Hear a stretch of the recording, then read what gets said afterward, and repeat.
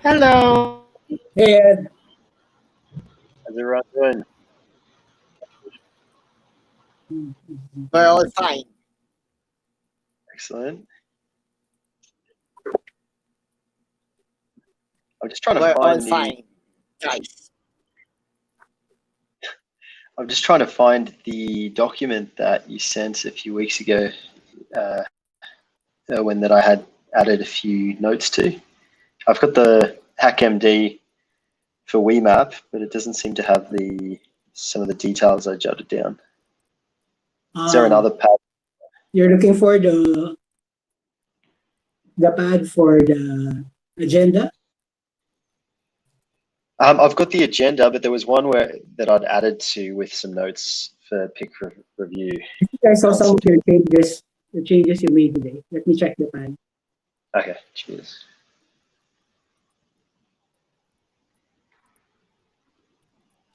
In the meantime, people who's new to the session could introduce themselves first while we still have time.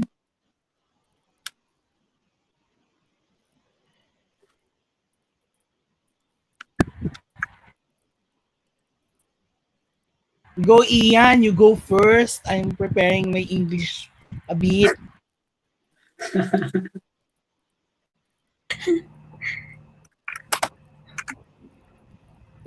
Hi Z, where are you from?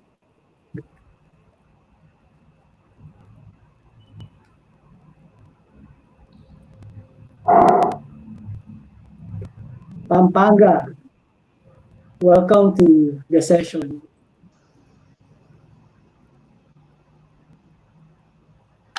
Hello.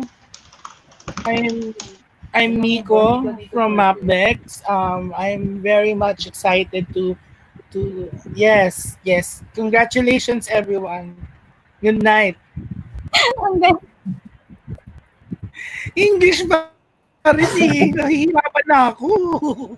Naubos na ako kaninang umaga. You can do it, Nico. Don't worry. Yes, I'm going to do my very good English tonight, and hopefully everyone can join me in my presentation later. Hindi ako nag-ready. Akala ko Tagalog to eh. You're doing great. Thank you. Congratulations to Guys, you too. congrats. Guys. Where is our guest from? Biglang mag-Tagalog yun. Where are you from, Mr. Guest? Is Emmanuel different from Manin? Who's Emmanuel? Is that the same person? No, iba po. No.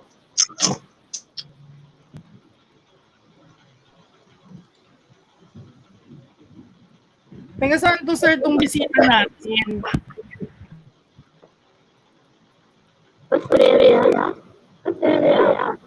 Sir Eduardo. Sir Eduardo. Where you came from? Yes, yeah, Eduardo from Melbourne in Australia. So, pleasure to be talking with you guys, and I'm going to be talking about Pick for Review today. Okay, Z would like to speak. Go ahead, Z. Your mic is on mute.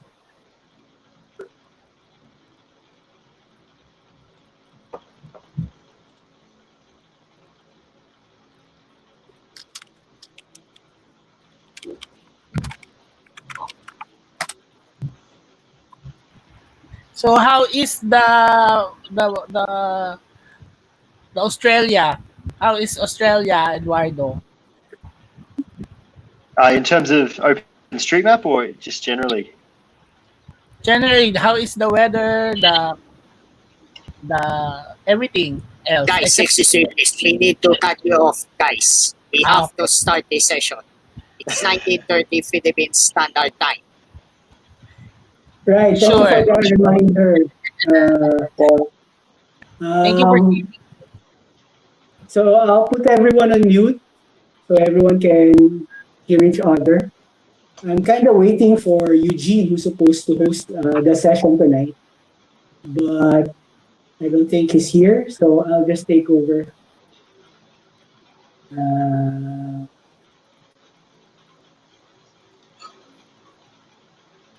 Okay.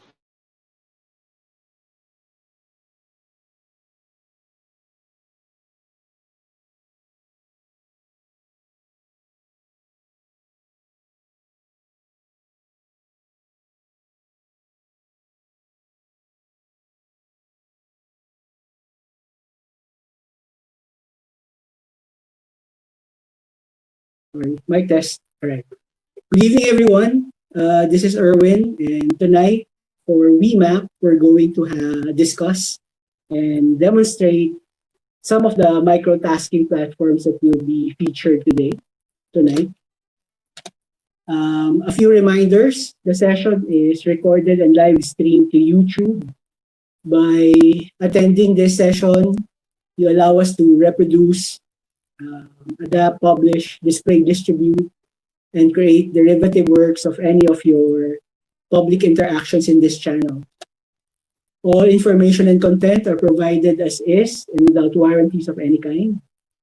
All views, thoughts, ideas, and opinions expressed in the session by the participants are personal and not necessarily shared, supported, or endorsed by the organizations and initiatives associated with the participants or mentioned herein.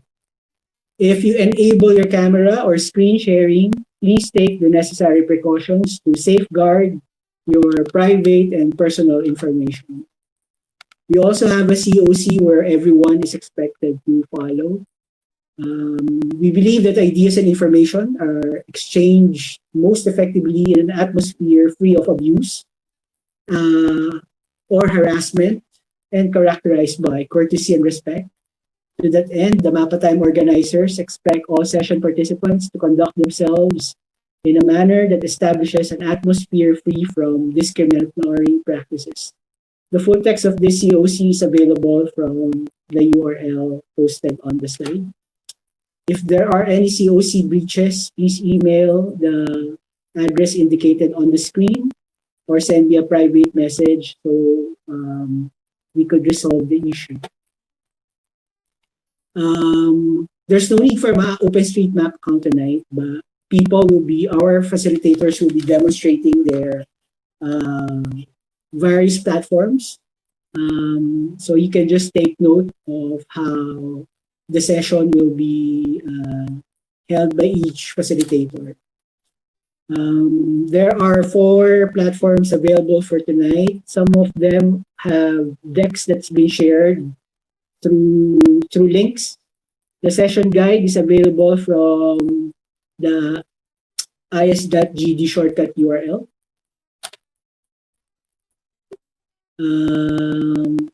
If you don't want to be recorded for the session, you may watch the video on YouTube instead. Okay, some reminders about the use of Jitsi. Here are the shortcuts that might be important for you. Screen sharing is in the bottom. If you want to access this page, just go back to the session guide URL.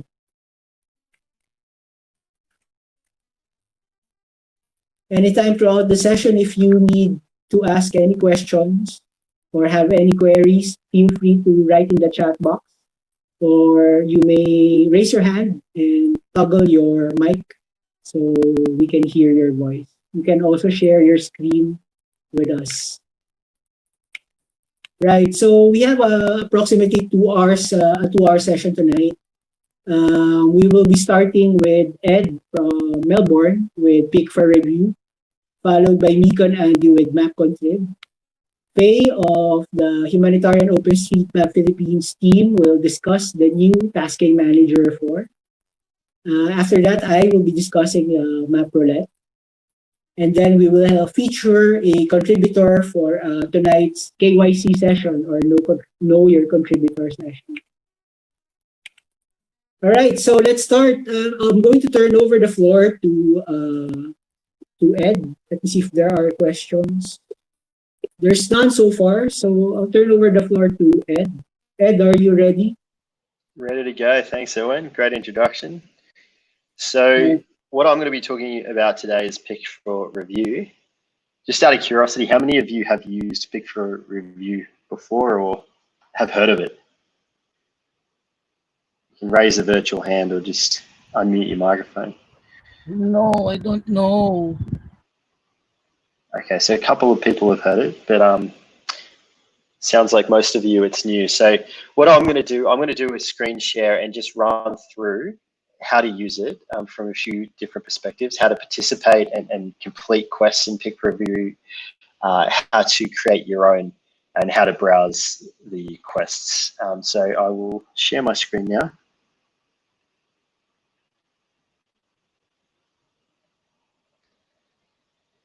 Wow, cool. There you go. I'm assuming you can all see the Pick for Review screen here.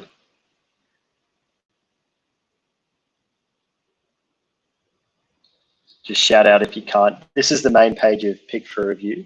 And Pick for Review was developed by Adrien Pavy. He's a French developer who works on a lot of really cool open source projects related to OpenStreetMap. And he's had this idea in mind for a while of utilizing the APIs of street level imagery platforms like Mapillary and OpenStreetCam and using it to create thematic tasks related to mapping. So rather than helping people to map in the traditional way through ID Editor or JOSM or mobile apps like Vespucci, he's trying to provide a way to edit the map that relies primarily on images.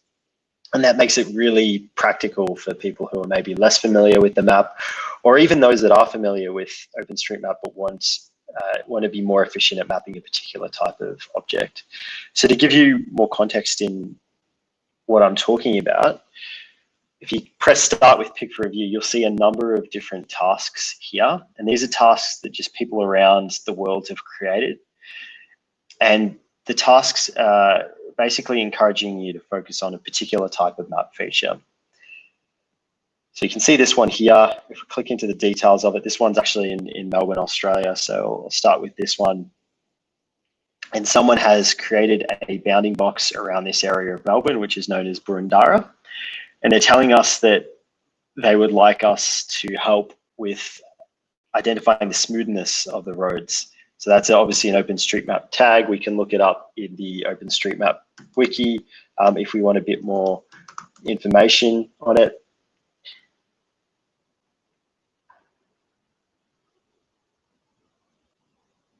So we have smoothness, and this is good because while we're completing this task, we have a bit of information on what excellent actually looks like. We can compare it relative to some of these other examples.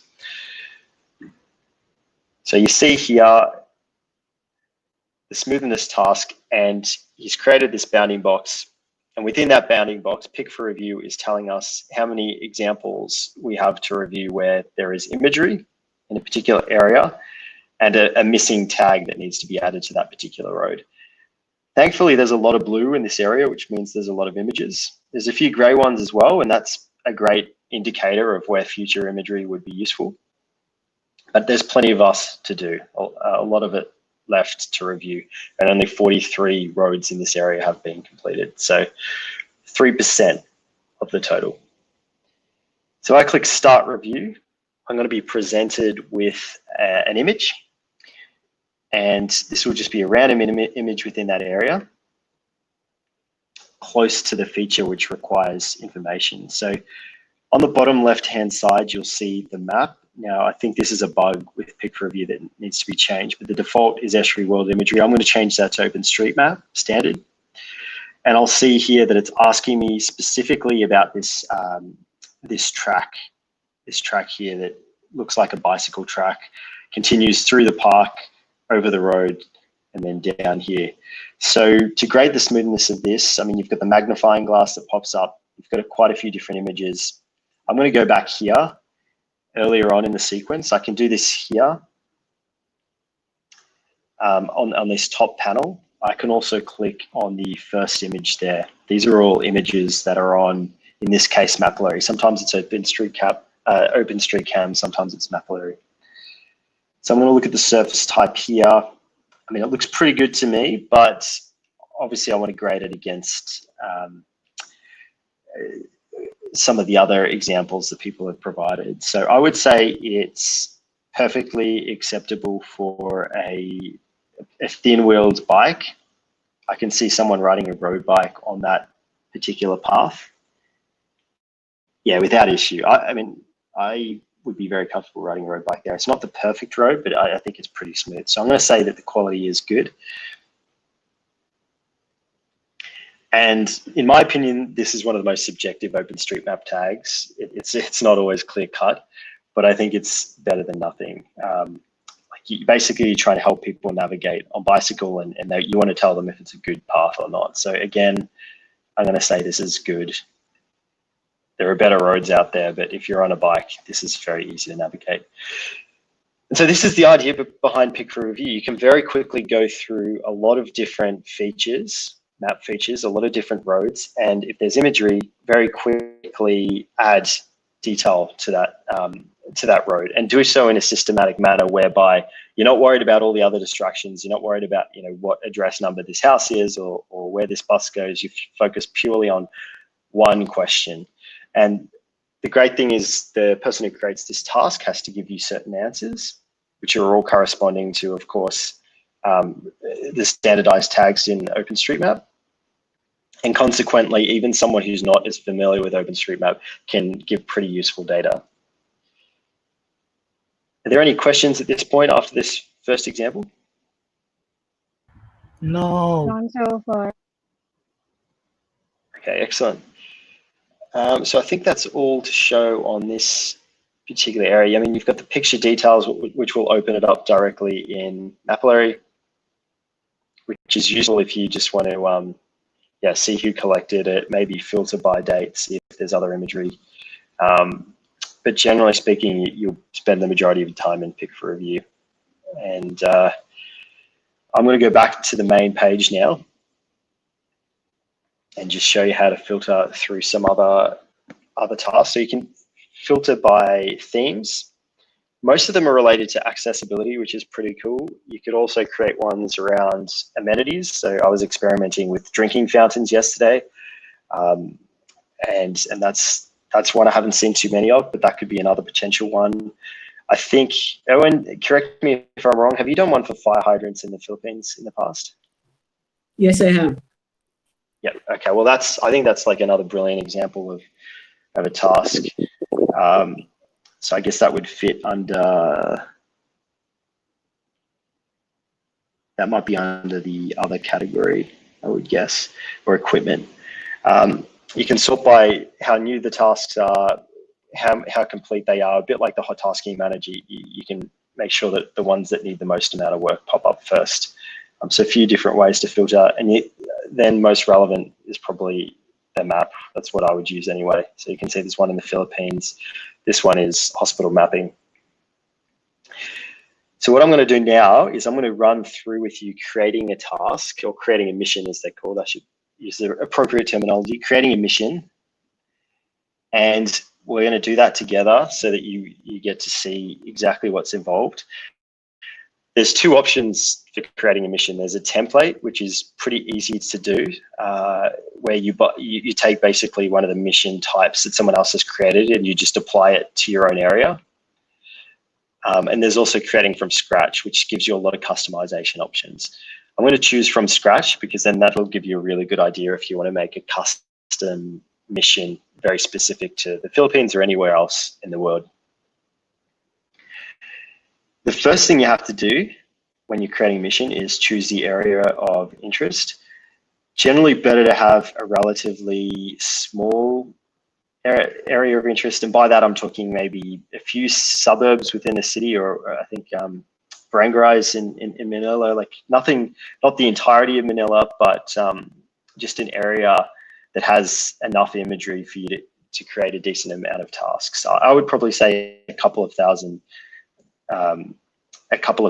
map features is probably the maximum you'd want to have. So one thing you can do is have a look on a website like Mapillary or OpenStreetMap and just see how much imagery is around. I'm going to take the example of Manila here and maybe Makati, which is obviously a fun district to be in.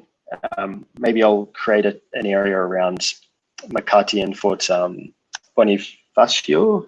That's not a region I'm familiar with, but there's a decent amount of imagery there. So I will create a bounding box around that. I can draw it on the map like this. Sorry, I can type it on the map, which is not very accurate generally. I find it quite frustrating to use. So I'm going to go to a pretty useful tool, which is geoman.io. There's plenty of tools like this. GeoJSON.io is another one. And we'll go GeoJSON editor. Search for Makati in Manila. And then I want to make sure I incorporate this larger area. Okay, and then I'll just create a pretty simple bounding box around this. I'll maybe start up here and finish here. And download that.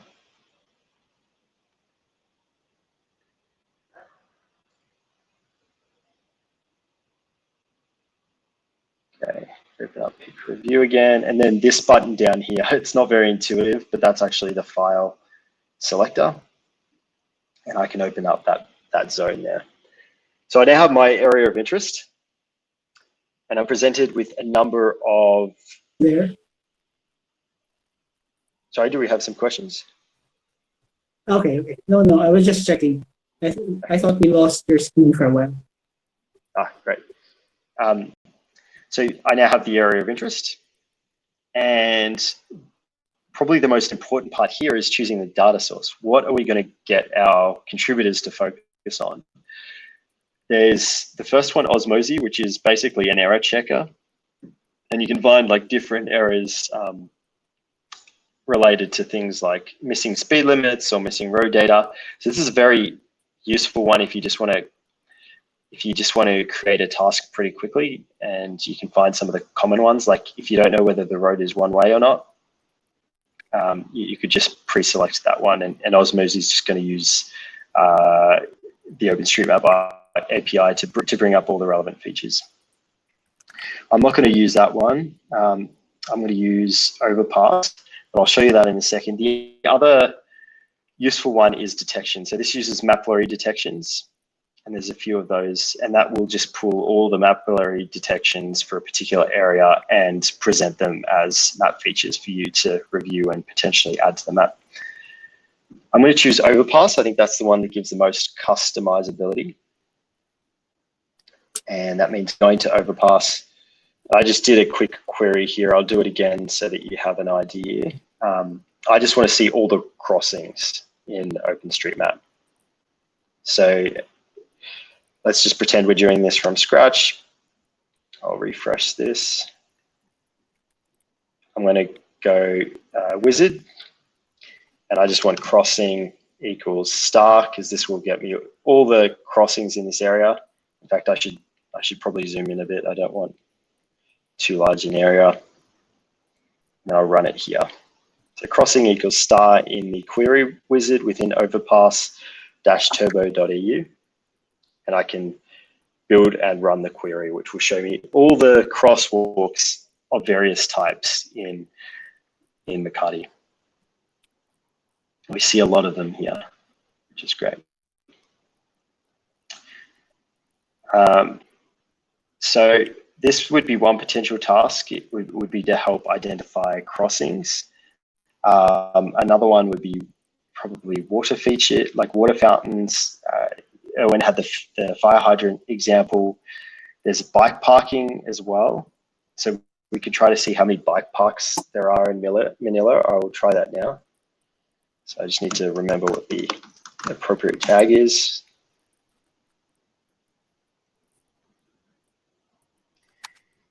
So let's find all the bicycle parking in Manila.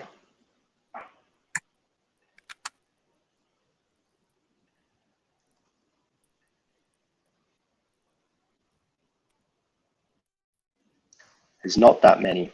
And when we click on them, we see a bit of information, which is good for that one, for this one. So one potential task would be to add information on the bicycle parking. So for example, whether it's a stand or whether it's in ground, like whether it's free or not. Yeah, there's a few I can do. So what about I give you the option? We could do water fountains, we could do bicycle parking, we could do crossings and add some information on the crossing type and whether they have tactile pavement. Which one do you think would be most useful for Makati and for surrounding areas? Parking.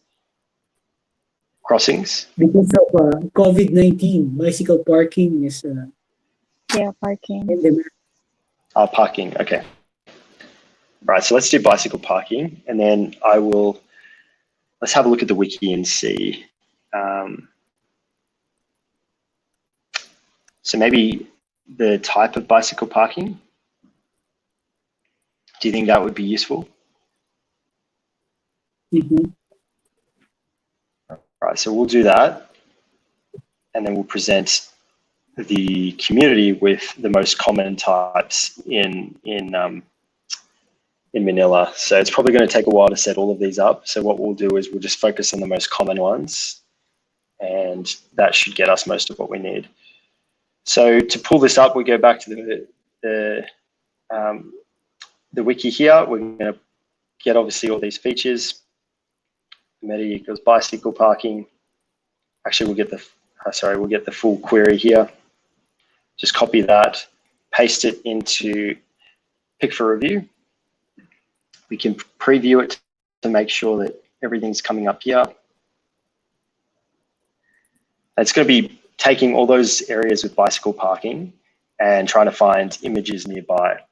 It'll do the best job it can to try and find images nearby, but sometimes it might give you an image that is quite a fair way away from the bicycle parking. We'll see how we go with this one.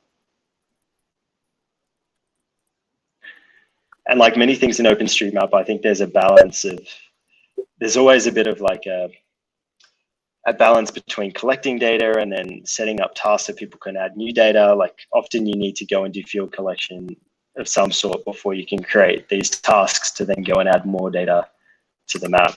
Obviously, if there's no bicycle parking added at all on the map, then you can't really create a task to have people add more detail about what type of bicycle parking it is. And that's where you might actually use something like Mapflurry's automatic detection. If Mapflurry's automatically detected a bicycle parking facility, then you could start with that and get people to add it to OpenStreetMap if it's correct.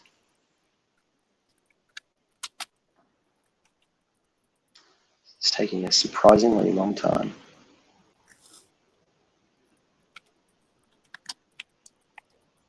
And maybe I should have selected a smaller area.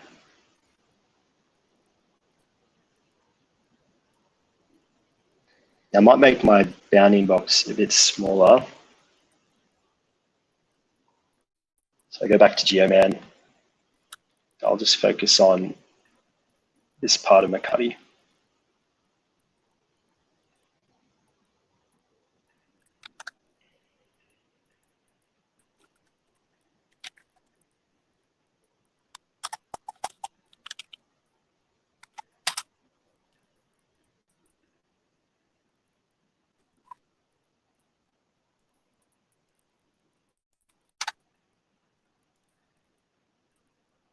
Right, smaller area. Hopefully this gets us what we want.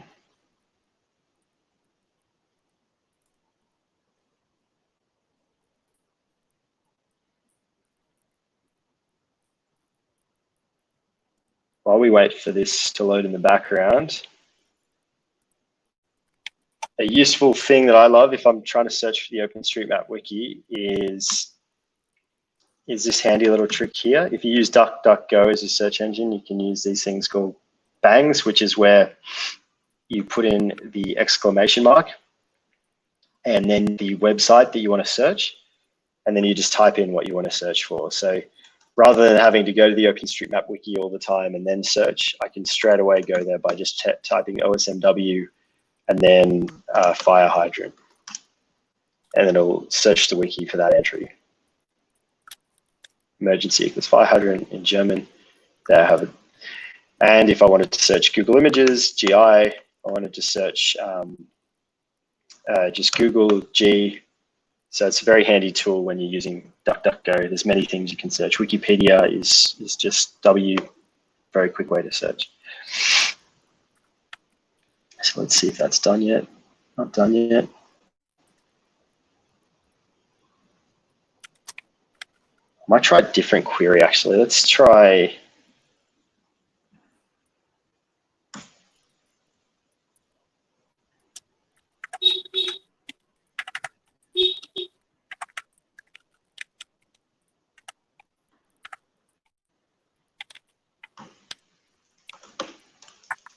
Let's try drinking fountains and see if there's any of those.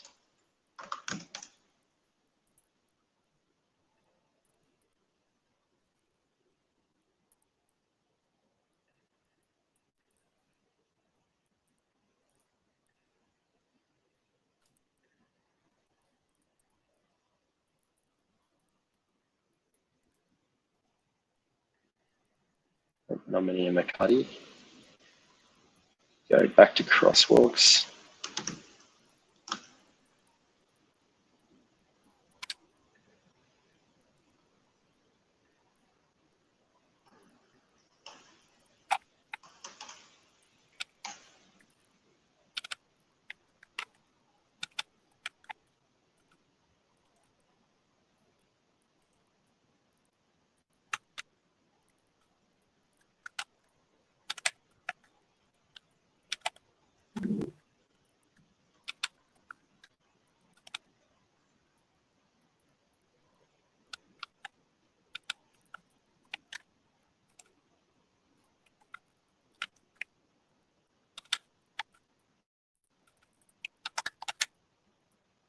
I tried in this area. Yes, that was pretty quick. I'm wondering if it's too much imagery.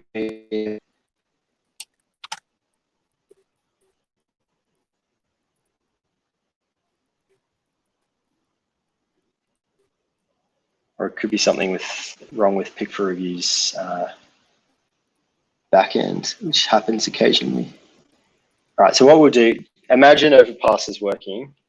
Doesn't look like it's working at the moment. I'll see if I can do that later on. But why don't we try an auxiliary one? We'll go.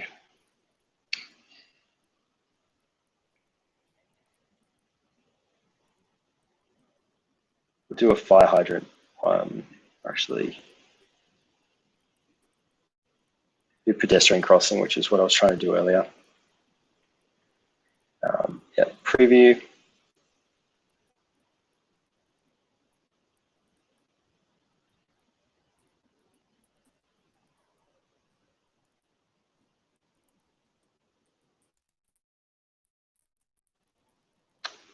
Actually, what I'll do, I'll skip through, just so that's going to load all the pedestrian crossings in Makati. And then the next step is we need to give it some details. So area name, theme, which would be accessibility in this type, in this scenario, because it's crosswalks. And then we're letting it know that we're fixing existing data, or probably adding details to existing data is best, because we've got crosswalks already, but we want to add more information, like whether they have tactile paving. So we can say adding tactile paving information in Makati. This is a task or a mission to add information on tactile paving. And then we can tell people why this is important. So tactile paving helps the vision impaired navigate crosswalks.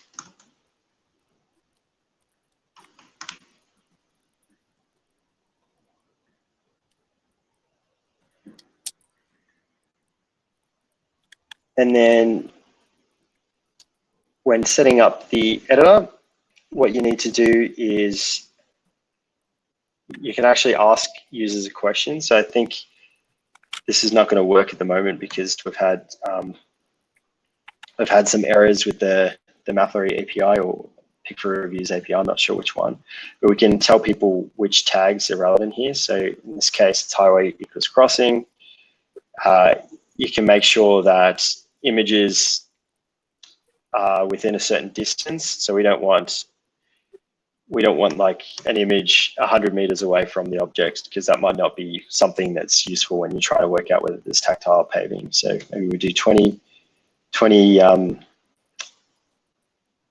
meters, and then we would be ready to publish. But the most important part is this part here of actually putting in the questions. We're kind of limited to do that until we get Mapillary data. So let me see if I can refresh it. Or I'll maybe use an existing template and see if that works.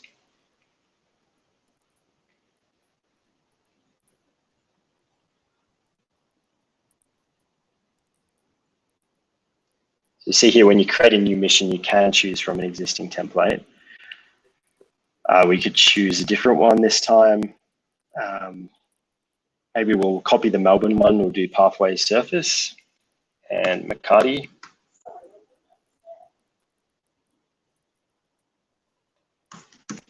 Yeah, this is where it can be a bit clunky when it's can't find McCarty. See if it can find Quezon. There you go. Not sure what the difference is between those two.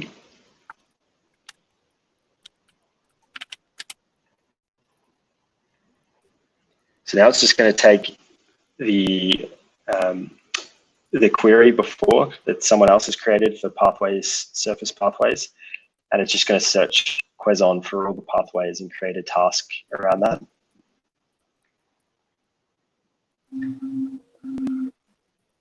I recommend giving this one a go though. Even if you just choose a small area that you know has a decent amount of images, it usually works. I tested it just before and it was working. So it might be I've just set something up wrong here, but generally you just put in your overpass query like I showed before, go next, and it will pull all the features of that type in that area.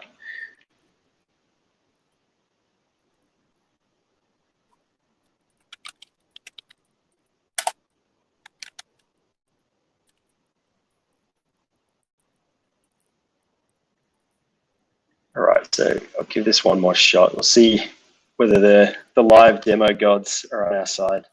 I'll choose Quezon City for this one as well. And I will go crosswalks again. I'm pretty sure there's decent imagery up in Quezon. A little bit. Okay. Works here. This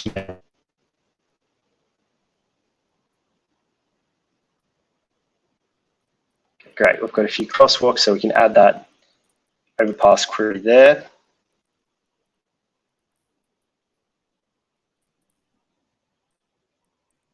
Now I'll just quickly change our bounding box area, so I'll clear this one.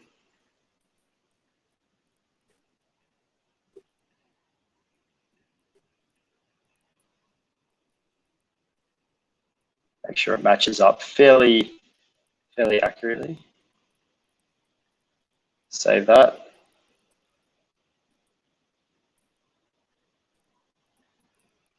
And if I go back to Pick for Review, remember you can select that GeoJSON right there. Right, third time, hopefully this works. Let's see how we go.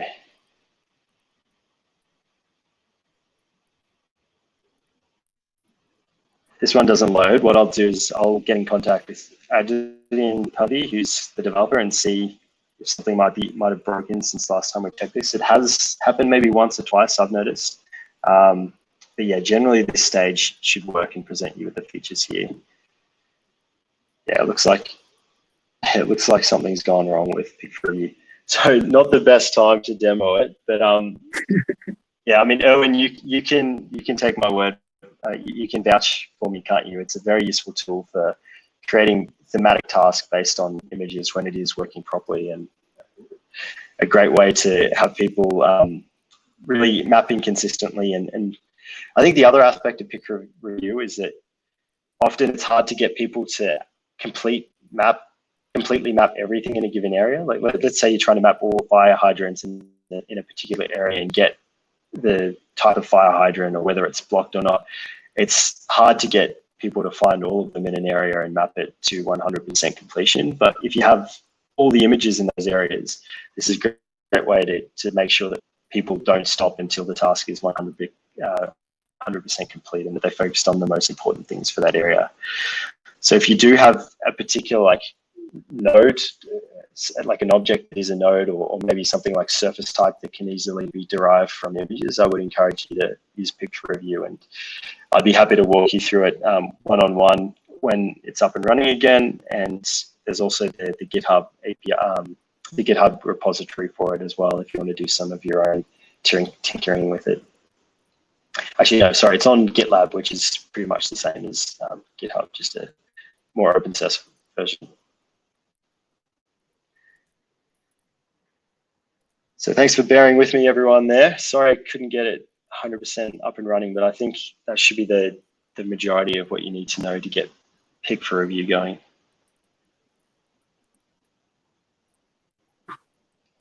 Okay, thanks, Ed. It's unfortunate that Pick for Review is not cooperating with us right now. Personally, I've tried it before. I really like the integration with Mapillary and how you could make use of street level imagery, and people like seeing the photos that they can use for adding features on the map.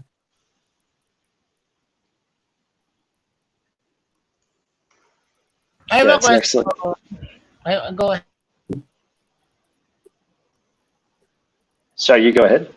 What are other things that what do you think that we can map using Pick for Review? Because I tried to check most of the templates. It's roads, accessibility, things like that. But what else do you think can we use it for? Yeah, that's a great question. That's why I wanted to show you the create from scratch template, because the create from scratch workflow, because it is a great tool that allows you to be more creative. So I think some of the other stuff, I can imagine people adding information on things like related to disaster risk reduction. So drainage ditches, if you have the node, like here is a drainage ditch, but it doesn't say how wide it is or any other information, that could be something that's useful. And obviously relates to roads as well and how quickly a road is able to be drained. Things like whether or not there's a bike lane. You could probably even use it for things like how many lanes are there, just a simple question like that. And you just keep showing people images of different roads and say, how many lanes are there? How many lanes are there? Is it one way or not? Simple questions like that. So I think the possibilities are pretty wide open as long as there's imagery and that the questions are pretty simple. You want to be able to present people with like maybe maximum 8 different objects or options for them to choose for. If you're asking them to do more than that, then it's probably best done in a task queue manager. I see. Thank you. Thank you. And Melbourne's doing very well, by the way. So I think it was you asked earlier. Weather's cold, but I think everyone's happy to be getting out again now and starting to socialize a bit. I had my first weekend last weekend getting out and doing a mini road trip. So things are starting to look up. Hopefully the same in Manila and Philippines as well. Well, the quarantine has been lowered to a lower level, but a lot of people are still avoiding physical interaction. Yeah, it's probably a good thing for at least the next year. I know. It's a very challenging time for a lot of people. Well, if I have 5 minutes, Owen, I might be able to show it. It looks like it's coming up. Okay, go ahead.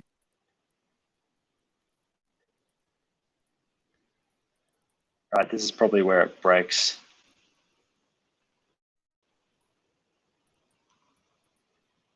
It just appeared in the preview window. Okay, there we go. So I put in the overpass query that I showed you just before, exactly the same, and it's in Quezon, and it's telling me how many tasks essentially we are able to create with what we've set up. So there's what's that, like about 100 instances of crosswalks. In fact, it's only showing us the first 100, but 62 of them have images associated with it. So it can give us a task as part of that mission. So what we're going to do now is continue.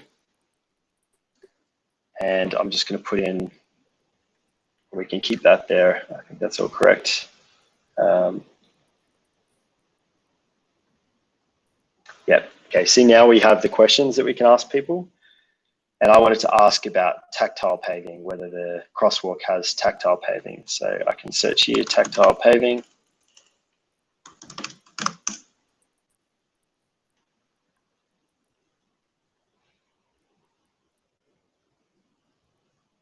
And that's this stuff here. And let's keep it really simple for this particular example. We'll make it a yes or no.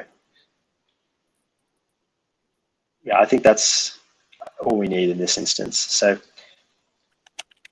I'm going to ask them, is there tactile paving at this crossing? Answer is yes. And then you need to give an image URL.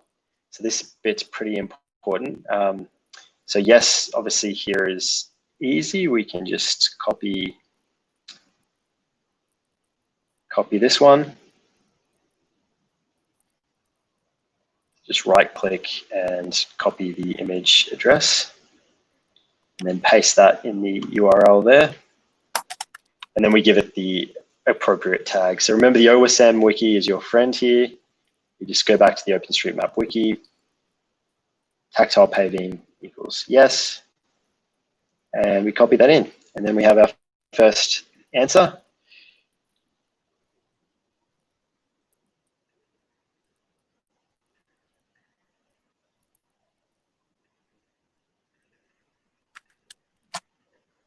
Should be saving.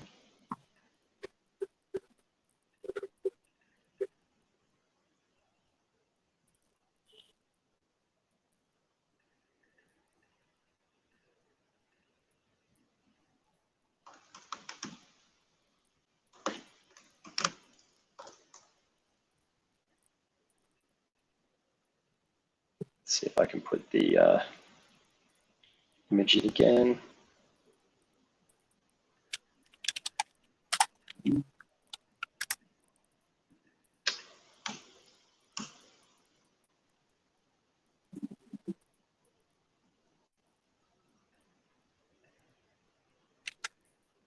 Okay, it's not really playing nicely with me today. So I'm going to try and see if I can add no instead with a different image URL.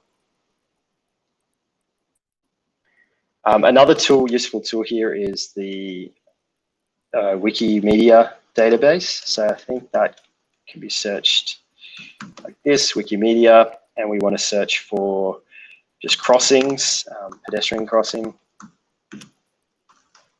And we'd be looking here for an image that doesn't have tactile paving, because then people get a clear idea of what to look out for. Okay, it's brought up Wikipedia. I'm going to look for Wikimedia.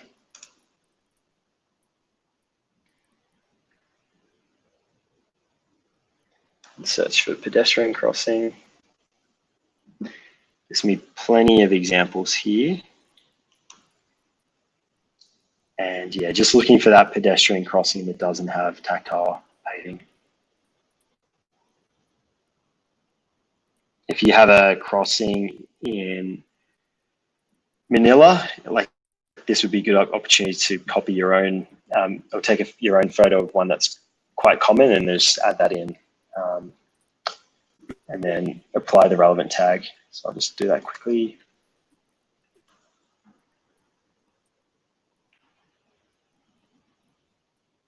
Something's not working there.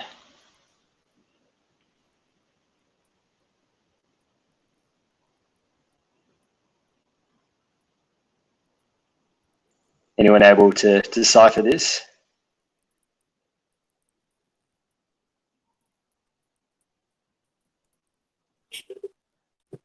Anyway, in an ideal world, you would save that, and then you'd have the two options. And on the end screen, when you're actually viewing this as the end user, you would be presented with what I showed you at the beginning of this tutorial, which is where you have a variety of different options here on the left-hand side.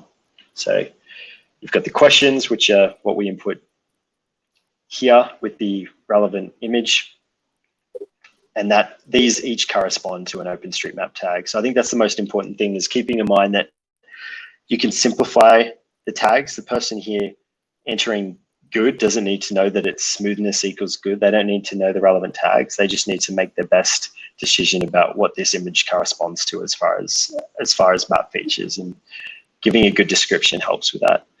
So yeah, hopefully it's a bit clearer now that I've been able to show you this editing setup.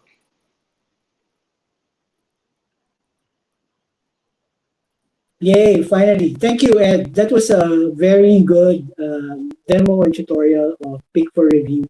It's a very nice tasking manager. The only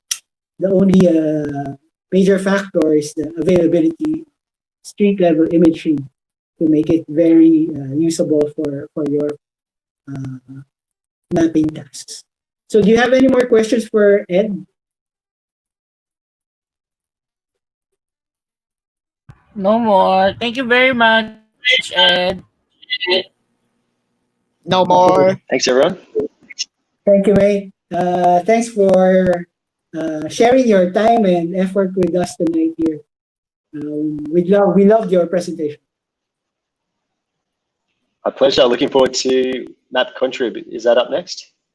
Next will be Map Contrib with Andy and Nico.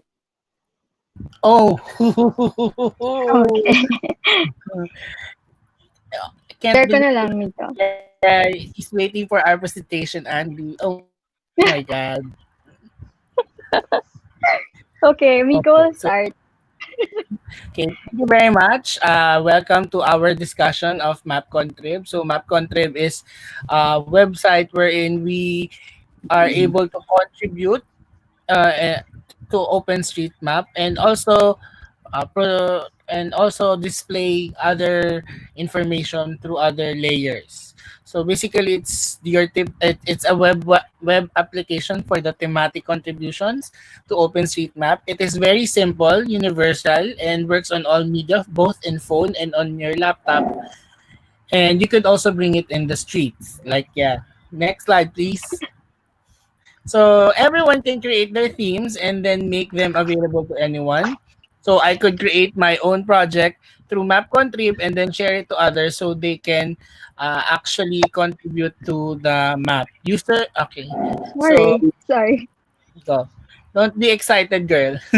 Users can use their OpenStreetMap to contribute to the OSM database through the theme. So through using MapContrib, we are able to actually, when you add a missing data, you can actually submit it to OSM directly through it. So next slide. Yeah, there. So you could go to mapcontrib.xyz and then you're going to see this page. So it shows you a sample of some projects that were made. Then to create a project, you could click on the upper right portion, the three lines. Yes. Right. Okay, please go back. Sorry. Yeah, there.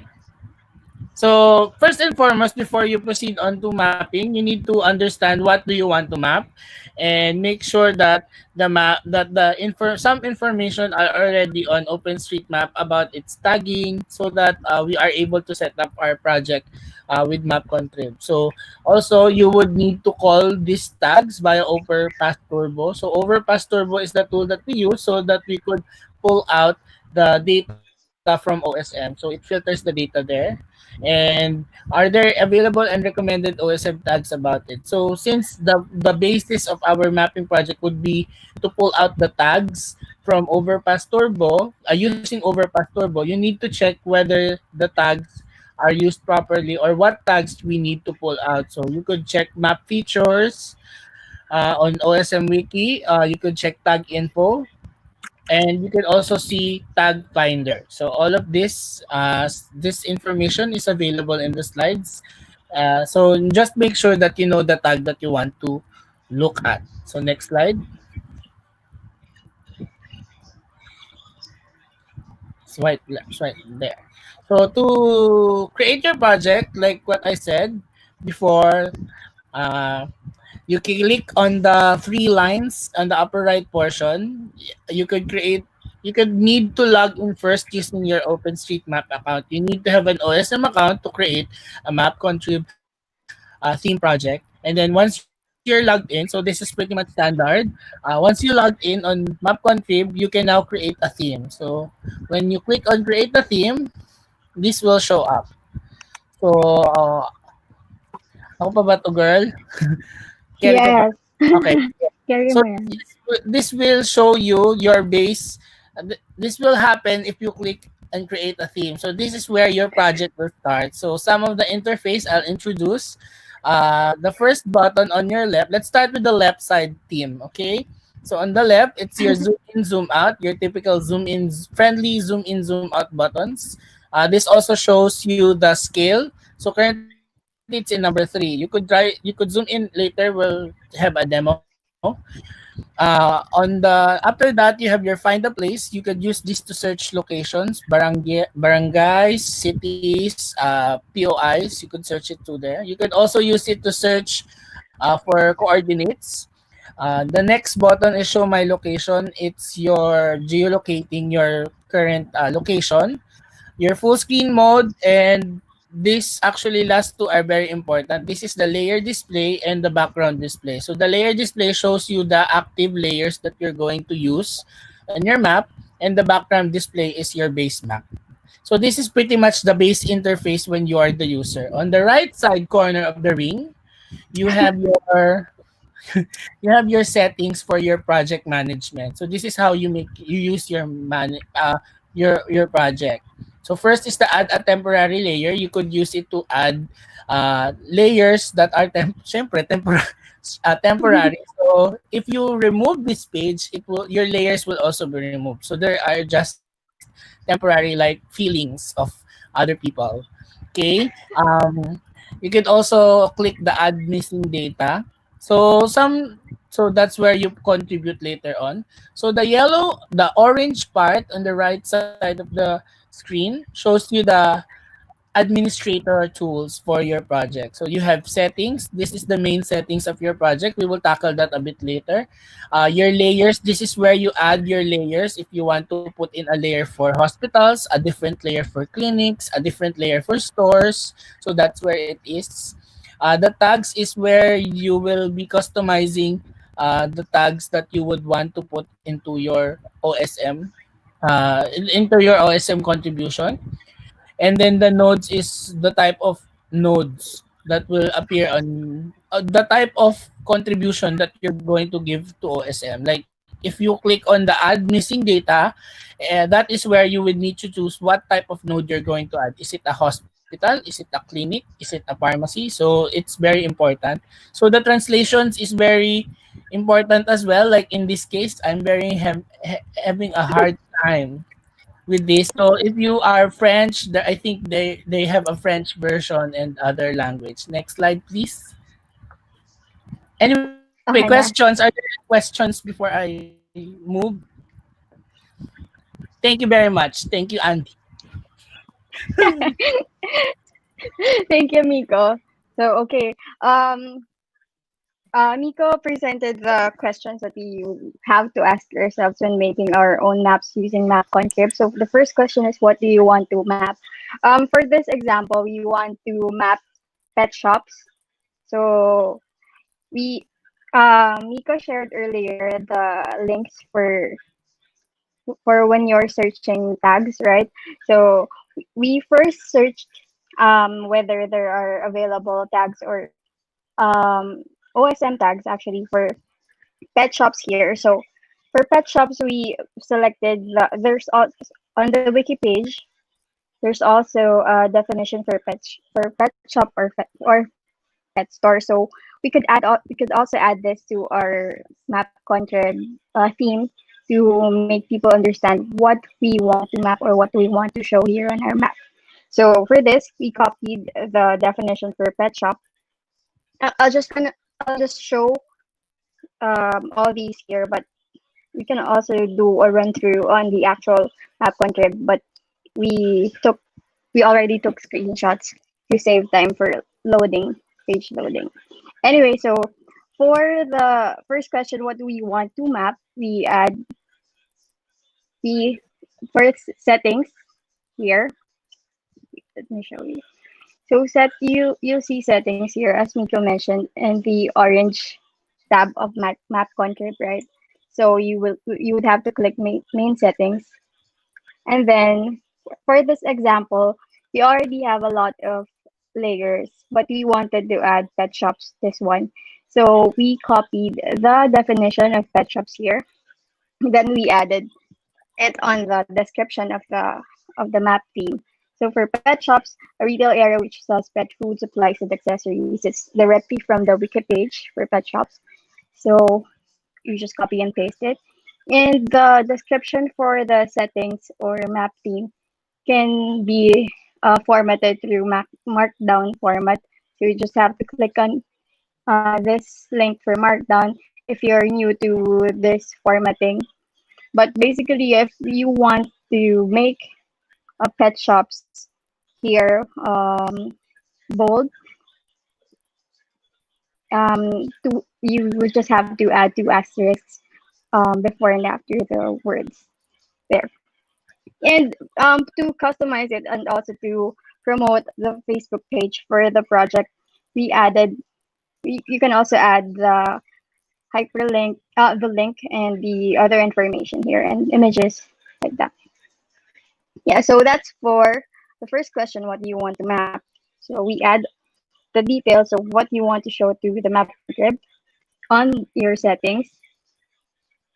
And aside from that, we can also select the color for your theme. So for here, we select orange. And then for location, keep old parameters or set the new ones. So it just means that when you load the map theme, do you want it to show the parameters that you set first for the map, or you want to add new ones for it?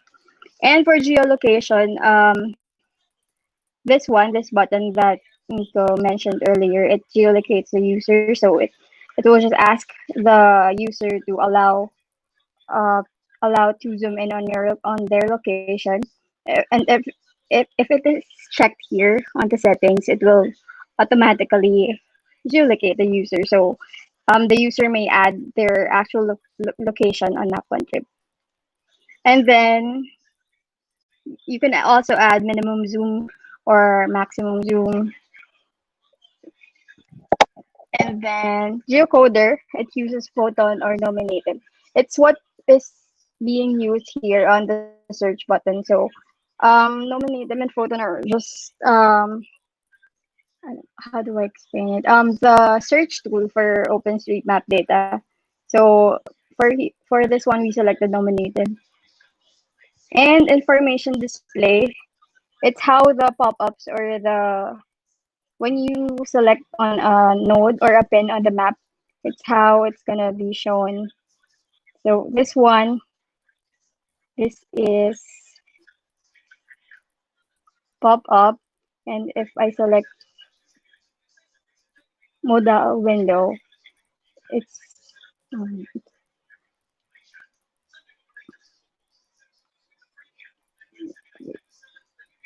yeah, this is a bit larger than the pop-up window. And then if I select column, will take up a column on your screen, so like this. But for easier UI, we selected pop-up. And then we also selected highlight the addition button because earlier on Miko's slides, let me just have it load. Add missing data is here, right? Below this add temporary layer.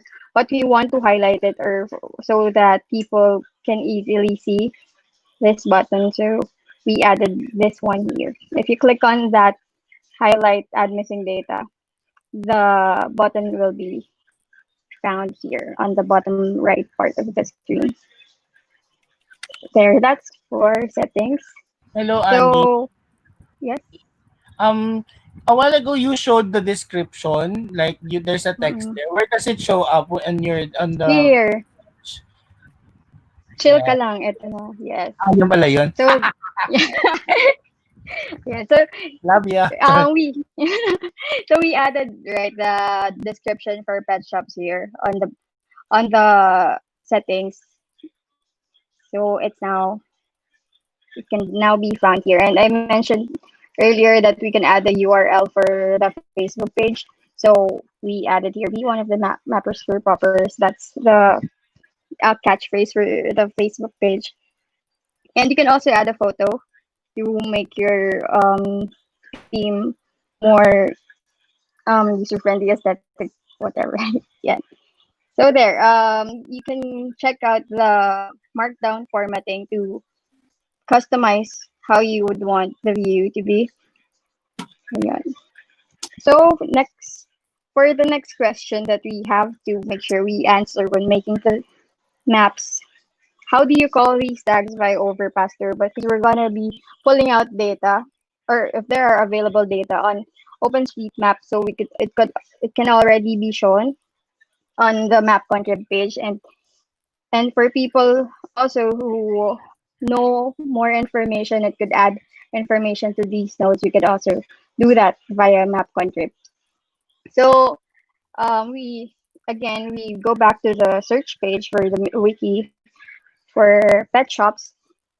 Um, there are already instructions here on how to map, set a node, or draw an area along the shop outline, and then the tags that you may use in combination with the pet shop tag and other similar tags. But for here, we will be using the overpass turbo um, tool for this tag. So just like in the earlier presentation, we also use overpass, right? So I'll click overpass turbo here. There's a recommended ano yun, tawag na? There's a recommended script for overpass turbo and calling pet shops already here. Okay, I won't wait for it to load. It's here. But if you click on that page, it will show the recommended overpass turbo call or script for it. So it's query for shop equals pet. So nodes, way or relations. You would have to copy this one on your map contrib page. So on map contrib, you have the layers, right? And it's also one of the orange tools. So for pet shops, it's already here. But if it's a new layer, you just click add layer. Anyway, pet shops. Then I added again the description and visibility. It's of course you want it to be visible by users. And groupable points because you want to have a count if there are um you you want to cluster the points that are near each other. And then we will get back to the other parts later. Here, overpass request. So copy the overpass request here and then paste it here. So the query, so you just have to copy and paste the query anyway. So, and Ika, anong recommended mo dito? Enable, no? Yes. Yes, mas Yeah, so mabilis we, siya. mm kasi if you don't enable the cache, it would have to refresh all the time. But if there are a lot of people mapping on the same theme at the same time, it there will be time ano yung error kanina? Timeout. There will be errors. Yeah, that not error, yeah. So make sure to check that to enable cache. It just means that the new points will not be added immediately, but not on a real time basis, but it would still be added relatively fast. So yeah, that's how you add the query from Overpass, and you can also add other files. Miko, will if we have time, we could tell you more about this later, but it's very user friendly. Yes. Yeah. So after after the overpass query, just save that, and then that's the result of that. The what you added here will also be shown on the layers part here on the left side of the map. So I'll click this layer display. See pet shops is here. If you could also uncheck all the layers that are available. We've previously added all these other layers using the same steps. But for pet shops here, if you uncheck here, it will show this. And if you select, it's French actually because it's map contrib was developed by Aman. He's French. He's a French developer. Yeah, Guglielme Amat. I'm sorry. So if you click here, it just has more information about the layer that you've selected. Yeah, so it's basically how it will be. It basically shows what you configured in the settings. Yeah.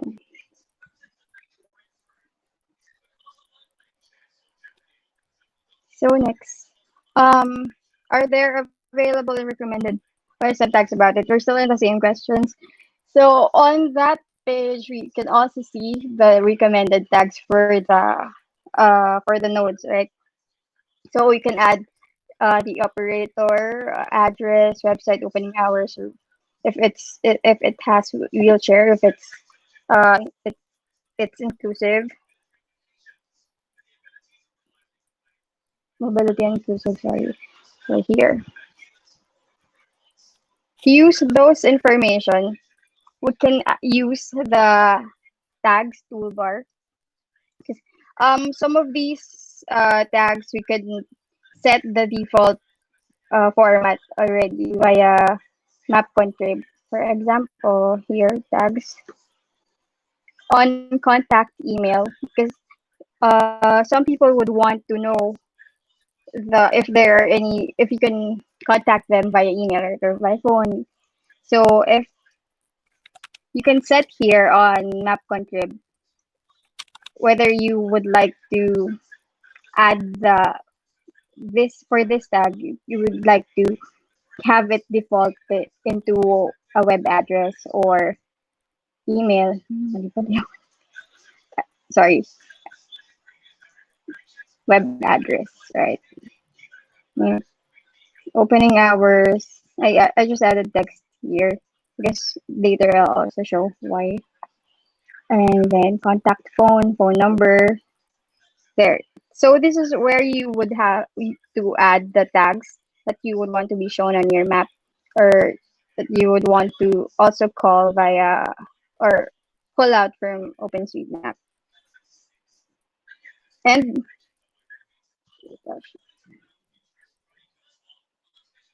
and I already showed these formats earlier.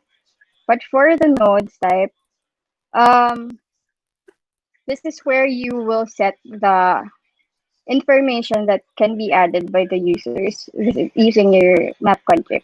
So for pet shop, since we saw on the wiki that we could add the address, so for here we just use address full because we use map config for to accommodate beginners on mapping. So if we add all the tags for all the parts of the addresses, it might be um too time consuming for the new people or for crowd mapping. So we add address full, and then this is where the users can add the address if they know the address of the node they're mapping. Then contact phone, contact email.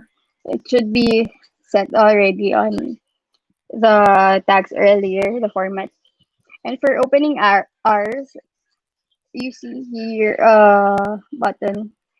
It could recommend to the users the correct formatting for opening hours. For example, the opening hours is from 7 a.m. to sorry 8 to 5 Mondays, 8 to 5, um, 8 to 5 Mondays to Fridays. So click and drag.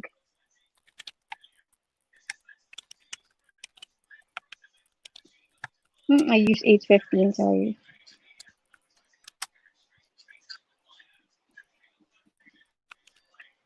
So I selected on the columns here 8 to 5 from Mondays to Fridays, and then this will show the opening hours that the format, the correct format for opening hours that you could add on your node. So copy this and add this here. And then we also have here note. You could select do not send this to tag to OSM if you just want your users to see some additional notes that don't need to be added on OpenStreetMap. So you can click this one, or if you want OpenStreetMap to also have these notes that are added by users. So you click this. Yeah. What else? The difference of these ones are read for read only and forced value because we're mapping pet shops, right? So we have to all we have to check this read only and forced value because it just means that all of the nodes that are added here should be pet shops, and then these are the added tags to that node.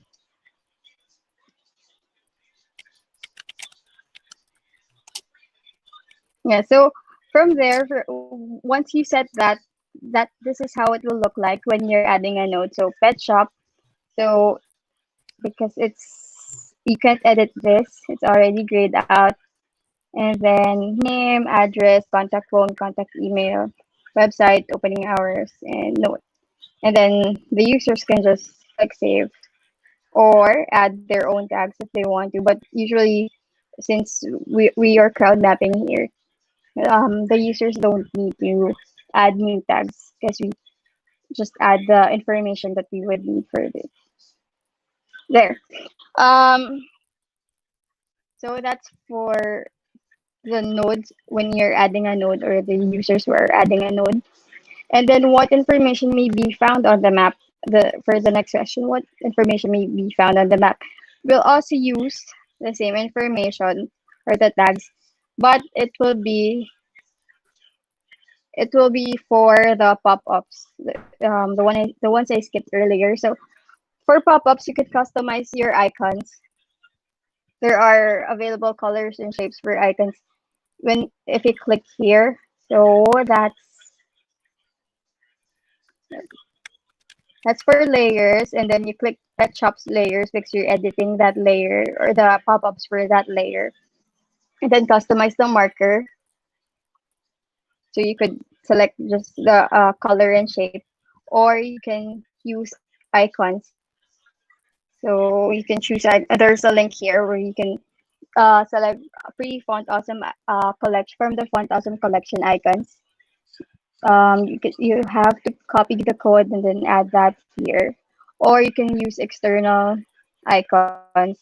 For this one, for external, you need to have a URL for your icon. So since I wanted the icon to be customized, uh, I just uploaded mine on a website and then got the URL and pasted it here.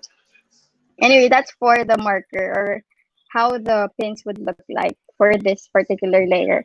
But once you click on the pin, the pop-up should show the address, contact number, email address, website, and opening hours and notes for the markers.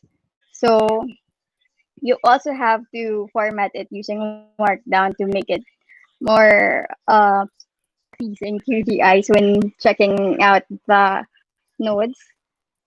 So I added here the name, of course, the name of the nodes, and then that's how you call the tags.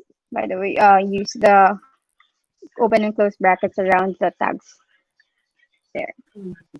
And this is how it will look like. For example, this one, CN, this pin, it uses my custom icon, and then upon clicking, it the pop-up will show the name. This is the format name, and then below it, address, contact number, website, opening hours. Notice that the titles for all the tags are bold to show the difference between the titles and the actual information. And for this, the only available information on OpenStreetMap is its opening hours. But if other people already know the other information and they can provide it, they could just click edit the element and then proceed to editing the node. There. Yeah, and so that's how we answer all the 4 questions when adding map contrib and adding your own theme to the map contrib. Nico, would you like to add about sharing and other Yeah. data, using other data? Yes. Thank you very much. So Back to me, Andy. back So to you. So in relation to actually mapping other features on MapContrib, you can actually uh, import data that you already have to MapContrib via CSV, GeoJSON, or GPX. So usually when you upload it to the as a layer, it becomes actually faster to load. It doesn't need to pull out the data from or pull it out from overpass. So your pins are actually uh, already there. But the problem is if you upload it as a CSV, JSON, GPX, you cannot actually edit the information inside the data that you uploaded. So it isn't also uploaded to OSM. So basically it's just a file that you upload to the map and you want to see it visually or you want to use your data with pop-ups. So it doesn't go to OSM or OSM data doesn't affect it. But you could play around with it to merge your own data with the OSM data. Or you could use it to refer to as based on the you could refer your own data to when you're putting it on OSM. So I guess are there any questions for now before we proceed to the last part? Yes, Nico. Aren't you Yes, allowed sir. to update the files with Um ba- mm, yes sir. You can update it, but based on my experience, especially with the Philippine Quarantine Essentials app, every week we would need to update it always. So it's kind of fast naman, but the value of it going to OSM is not that good. So if you are going to prioritize fast, if you are going to prioritize showing it to as a map with the data, then I suggest using the CSV, JSON, and GPX. But if you want a more updated map, specifically data going to OSM or pulling out on OSM, you could use the overpass remote information layer. Okay, 1 minute. You were saying that you were updating it once a week. Yes, sir. Kasi we would there are contributions that are uploaded to OSM through MapContrib. So we need to pull out the data from OpenStreetMap through via Overpass Turbo and re-upload it as a CSV file. Okay, I see. So the main concern there is that if you were updating it, say once a day, you would still get it as fast as the cache, which is cached at once a day. Yes, sir. Basically, yes. Okay. Pero kumbaga hindi na siya what would happen is if you are going to use it especially when during an event or a mapathon or mapping party, you are going to encounter the error at the lower right portion when it's pulling out data. If you use it as a CSV, then if you use it as a CSV or upload it as a CSV, then it would be not getting that error anymore. And the pins would actually load faster even though it's so many. Like, I'll share my screen, okay lang, Ands? Go. Okay. Thank you, girl. Back Ayan. to you. Back to me. So, for example, this is what I was telling you about. This doesn't use yung overpass query, but it uses CSV file. So, basically, every week we download the data from overpass and upload it as a CSV so that it can load faster. So I think that's one of the things that that can benefit from using the CSV data. But if you have your own data, you could always uh, upload it as a reference when adding more data to OSM. Yes, sir? Okay na po ba? Ang daming nagtatype. Hello? Yes, thank you, Miko. Ayan. Lastly, sir, I'd like to share how we do validation, especially when you're using MapContrib. On the last slide Andy shared, there was a share button wherein you could get the link. So it's this one. So you get a link here. You can copy that and then go to OpenStreetMap chat. So for example, this is the one that we use so that we could filter out the information that is being uploaded on OSM. So everything that is being uploaded on OSM through the project can be filtered out. You just need to wait. You just need to use the link that was used. For example, this one is the link of the map contrib page of Andy. So I just put it in the comment and set the date of the activity that I want to check. And then you just click on apply. So it pulls out there. All the other nodes. Yes, it pulls out all the uploads that were done using MapContrib. So if you're using it in a party, now you could check it if they have added the pin correctly or on OSM, or did they use the right format using the phone number? Did they use did they put in the contact website? So pretty much that's the process of how we validate using MapContrib. Yes. Yay. Yay. Hey. Wala na po. Wala na po. Nothing? No more? Share mo yung thank you. Ay, okay. Slide. Slide. Saan yung slide? Ito, this one. Yes, thank you, everyone. Thank you. Yay. Yay. Galing. Yan na. Yay. Okay, thank you, Miko and Andy, for introducing us to MapContrib. Actually, In my opinion, MapContrib is the most popular microtasking platform in the Philippines next to TM4.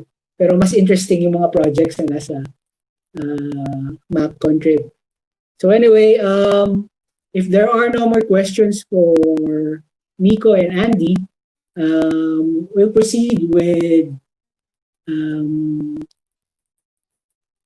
Tasking Manager 4 with Faye Andal of the Humanitarian OpenStreetMap team of the Philippines. Faye? Kung may additional questions, you can just post it in the chat box. Okay, there you go. Hi, Faye. can you hear me? Yes. We can't see you though. Hi. It's the secret. Oh no. Oh no. Okay. Okay, wait. Yeah. Okay, hi, good evening everyone. So I'll be discussing with you the latest version of Tasking Manager, which is Tasking Manager 4, and the efficient project management here. So I'm Faye, I'm from Hot Philippines and UPRI Youth Mappers. Okay, to start with, I'll be giving you the agenda, which are the walkthrough of organizations, teams, and projects, and then the walkthrough of project management and some question and answer. Okay, so the topics are subdivided into two, which are organizations and teams, which are new roles and groups introduced in TM4, and then the tips for project management. Okay, so let's go first with the organizations and teams. So as some of you may know, project management from the previous tasking manager versions, we only have project managers and then the validators. But in TM4, we have these new groups such as organizations and teams.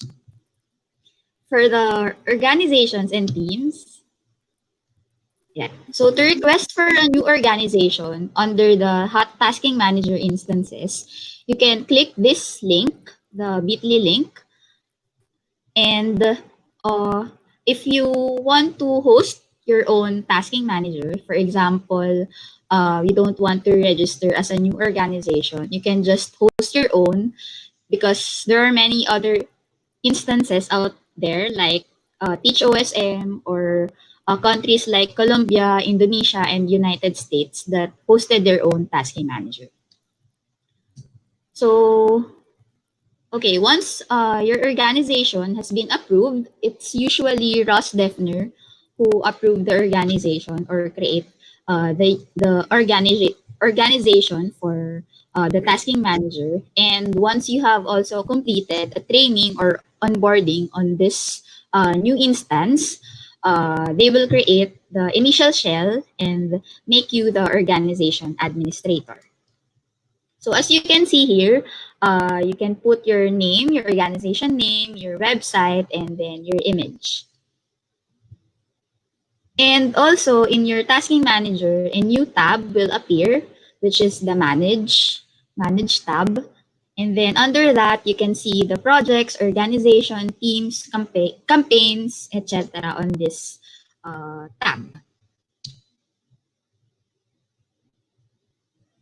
Okay, so as mentioned earlier, you can name or rename your organization. You just have to follow the common sense formatting, which are as little as possible for the abbreviations and acronyms. But for example, your organization's name is OSM Philippines, you can put it as OSM Philippines. So OpenStreetMap is an exception, but for other organizations, just make sure to put the whole name for that.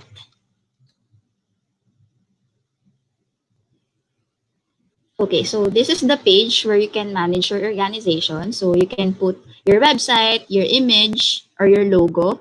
So make sure that it has white or transparent background and it has 300 pixels. And under your organization, you could also add other admins projects and to create and manage your own teams. And as you can see also here, you can see or you can view the projects that you have made for your organization.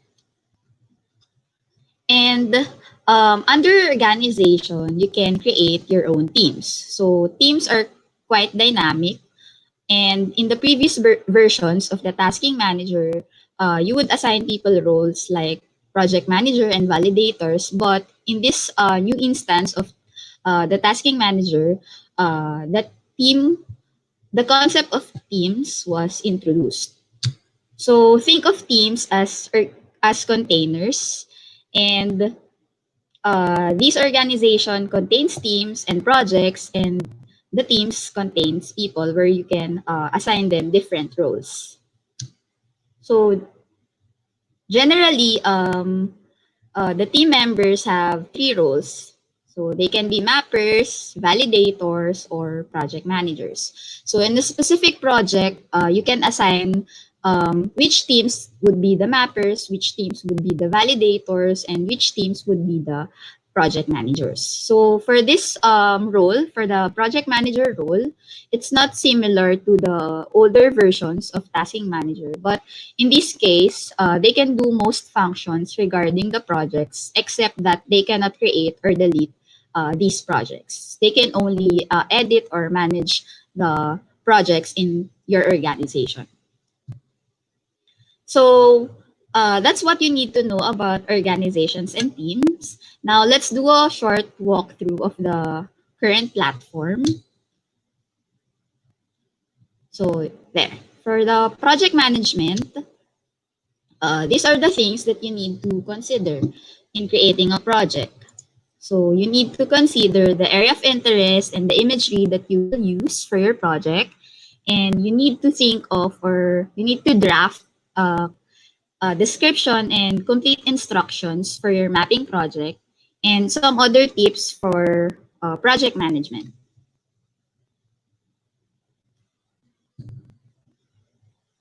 Oops, wait. Okay, so the first step is um, to define it. So there are two options in Tasking Manager on how to define an area. So the first option is to draw the area of interest on this map. And the other option is to directly import a file, which are either JSON file, KML, OSM, or zip shape file. So it's up to you which option you would like to use.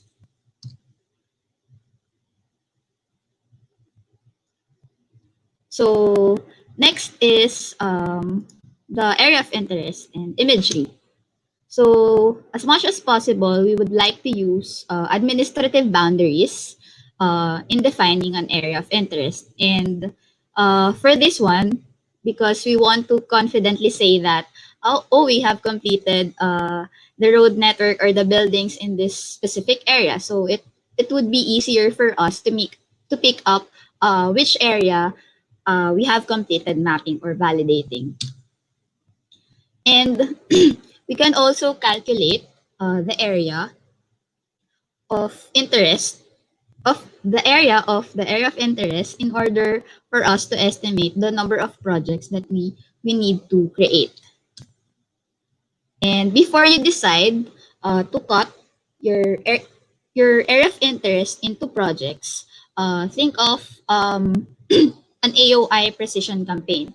For example, in MapSwipe, which is a mobile app developed by the Missing Maps, the idea is to have people identify where the buildings are or whatever feature you're looking for, just so we can filter or decrease the big area into smaller parts. And another great thing about the map swipe results is that these results can be used directly, the number of tasks, so that we know how much tasks we need to complete for the project. So you can click the link here, the bit.ly mapswipe NTK, to request for a project in the Mapswipe app. And in TM4 or in TM, in general, we're looking to create tasks that take the average mapper 15 minutes or less to complete, so that we're trying to make the mapper experience as enjoyable as possible, so that they will keep contributing not only on our project but to other projects as well. And for example, if a mapper chooses a grid that takes for her or him to map for a longer period of time, he might be moving on to another project. So we're really avoiding that one. So we just need to make it as enjoyable as possible. And we're also looking at selecting features to map, for example, buildings or roads, and to keep it around the 15-minute range. So for when creating tasks, it also depends on which features we'd like to focus on. So for example, if you would like to map roads, waterways, or land use, we'll be using larger task size for the project, so that the mappers can minimize the amount of segmentation the features will have. And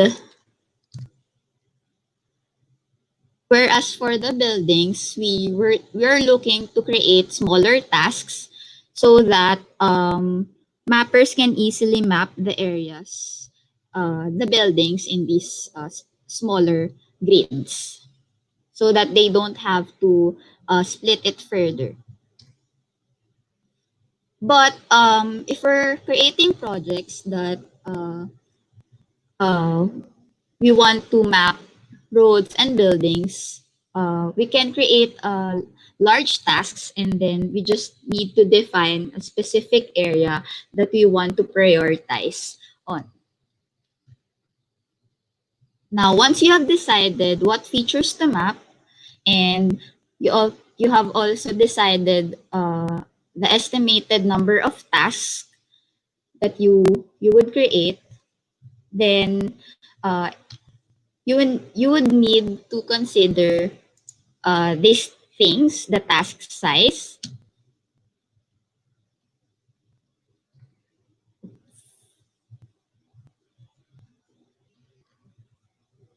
so in Tasking Manager, the maximum limit is 5,000 task squares. But if you're using arbitrary shapes like the map swipe results, you can use around 2,000 task squares or grids. And for typical building tasks, it depends whether your area is in rural setting or it's an urban area. So it depends. So it's around 1 square kilometer grid for rural, but for urban areas or dense areas, we want it as smaller as possible. And the average project size is around 5,000 square kilometers in rural setting. And for dense areas, we need to keep it as 200 square kilometers. And to compute for the number of projects recommended for the campaign, you could just divide the area of the AOI and the project size. So in order to get the number of projects you will create. Okay, so once you have decided on that, you can now create your AOI here. So you can also choose to trim your grids into this shape, for example. And then the next step is to set your project name. For example, this one is sample project only for OSM Philippines. And then these are the things that you need to define. So first is the description of the project. So once you're ready to publish your project, you can just click on the published. But if you just want to keep it to your profile, you just need to keep it on draft status. And then the priority depends on the purpose of your task or your project. So we'll discuss that later. And then for the short description and the long description, for the short description,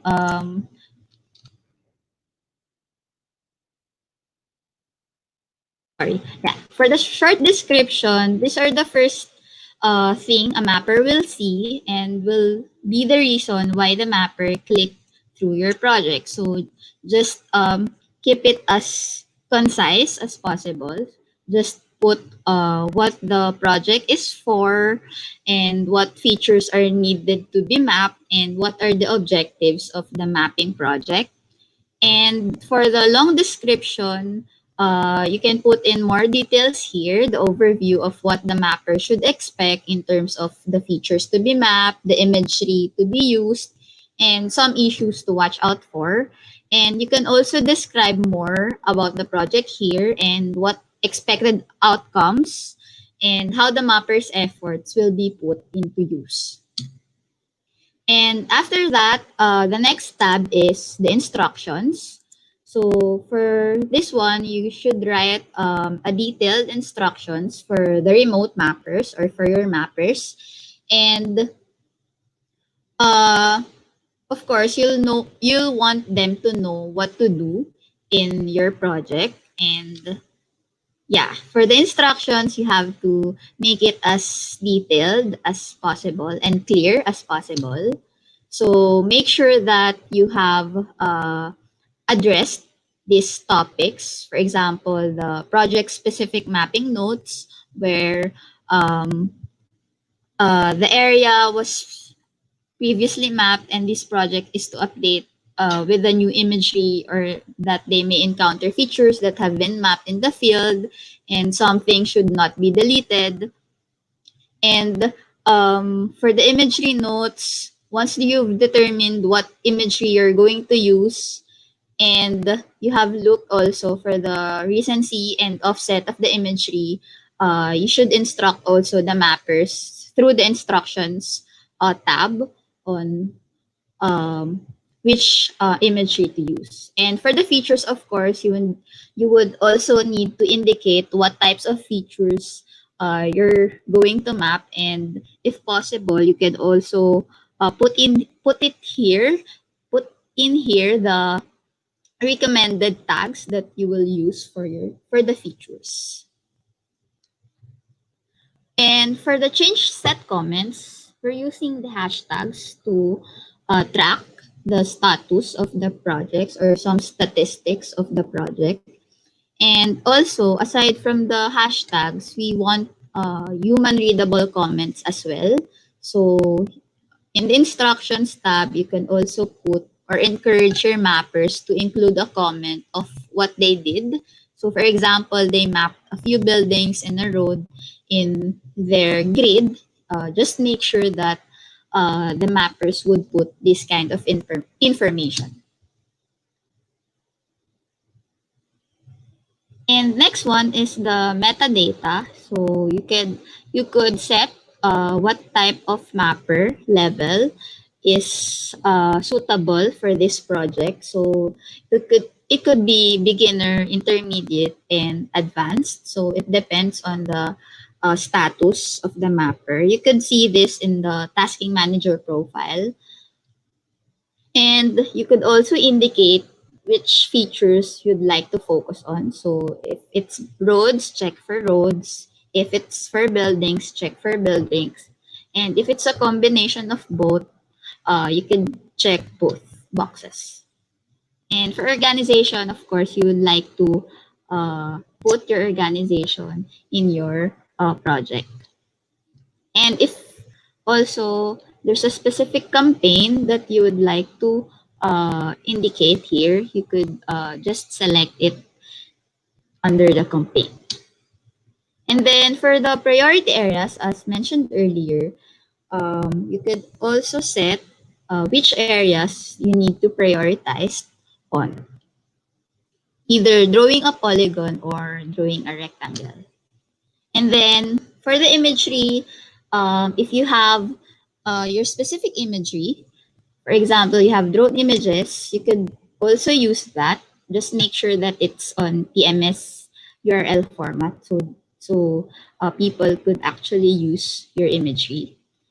And if you don't have specific imagery, you could just select among the available imagery. So we have Bing, we have um, we have Mapbox, we have Maxar, but please select the imagery with the uh, most updated one. So you could check the imagery capture date of each imagery. So these are the examples of the capture date for each imagery. So this is Bing. So you could see the capture date from JOSM. Just right click the map and then click on tile info. And for the S3 imagery, you could go to their website to check the capture date. And for Mapbox and Maxar, I think they don't have a specific date for their imagery. I am not sure. You could correct me, Sir Maning, if I'm wrong. Yeah, but what they give us is a date range of the capture date of their imagery. Yeah, so to check whether which imagery has the most updated one, you could check the vegetation, the roads or paths, and for the buildings. If there are newly constructed buildings, then that's the most updated imagery or recent imagery. And if you want to preload this imagery in the tasking manager, you could go to JOSM and then click imagery preferences, and then just copy the URL of your preferred imagery and then just paste it on the tasking manager. Okay, so next one is the permissions. So you could, I think this is a new one, the mapping permissions. So for the mapping and validation permissions, you could assign your team. So this is the third option here and the fourth option. So you could assign your members only for the mappers for your projects, or for validation, you could also assign your team members to validate your project. And then you could just set it here at the bottom. And then next is the settings. So you could choose which editor that your mappers or validators to be used. So we have ID editor, JOSM or JOSM, Potlatch 2, and field papers if your team is or your mappers are going to collect data on the field. And for validation, we have ID, JOSM, Potlatch 2, or field papers as well.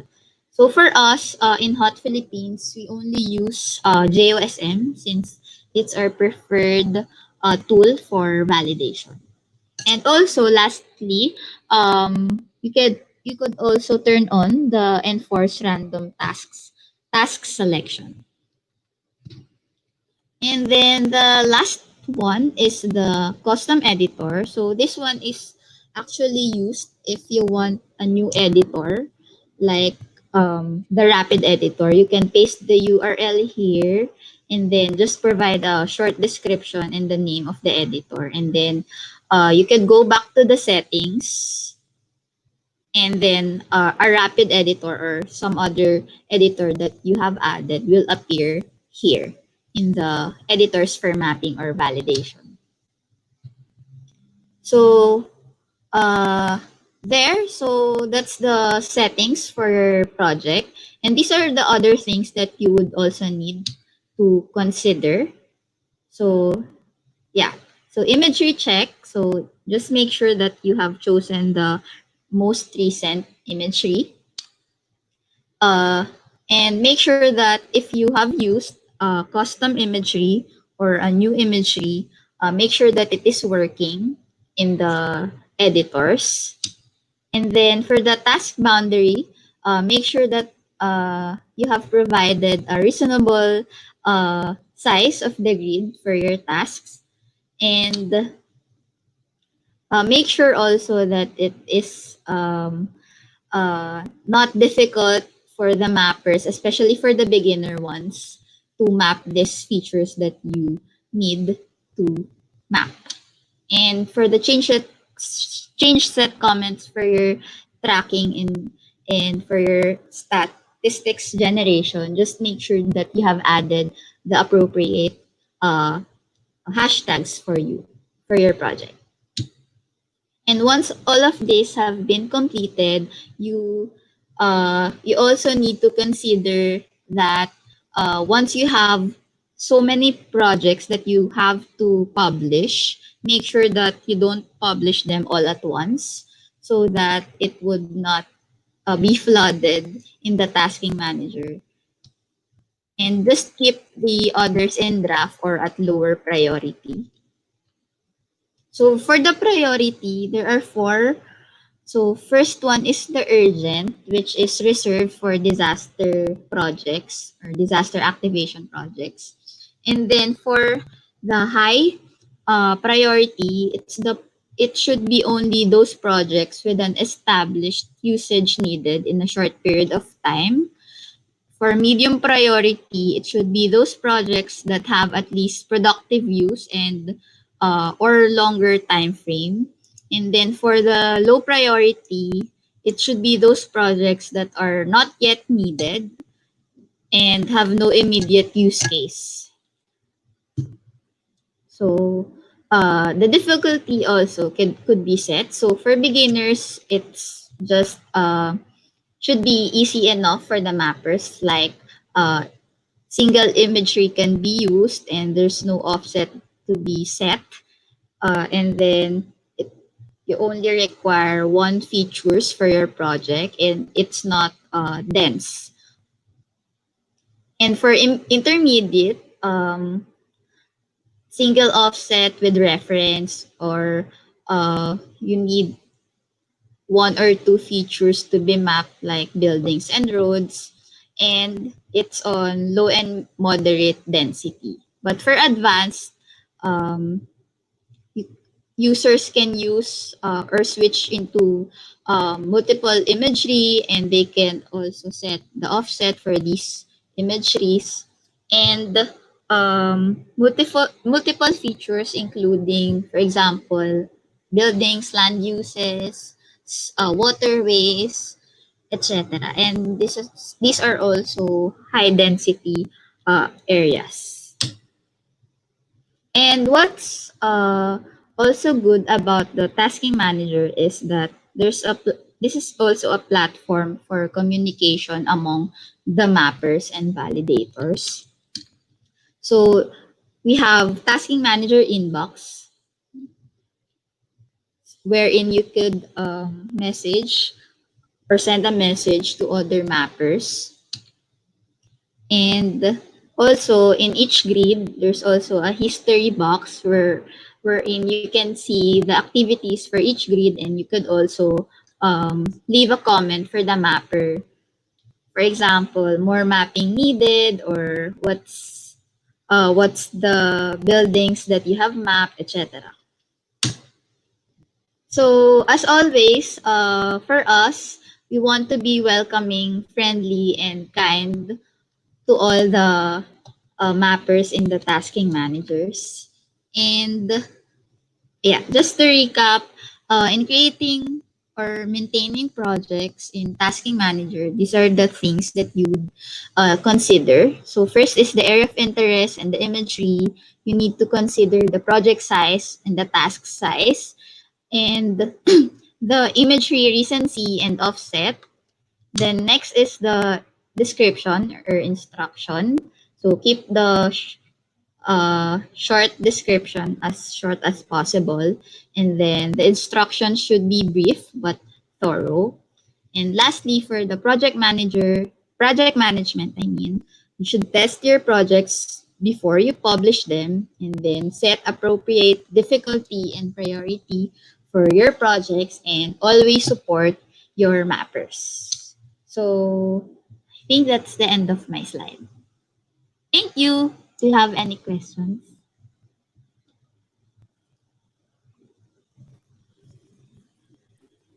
So do we have questions for Faye? None. Right. So some of the tips that has been discussed by all our presenters today are also applicable for other platforms that you might be interested in. Um, I underestimated the time needed for today's session. So we'll be dropping off the Map Roulette Tasking Manager for tonight, and we'll reschedule it for a future WeMap session. In the meantime, we're gonna introduce someone as part of our regular KYC segment. We're gonna introduce someone so that we could get to know them better. Before we do that, let me just share my screen with you.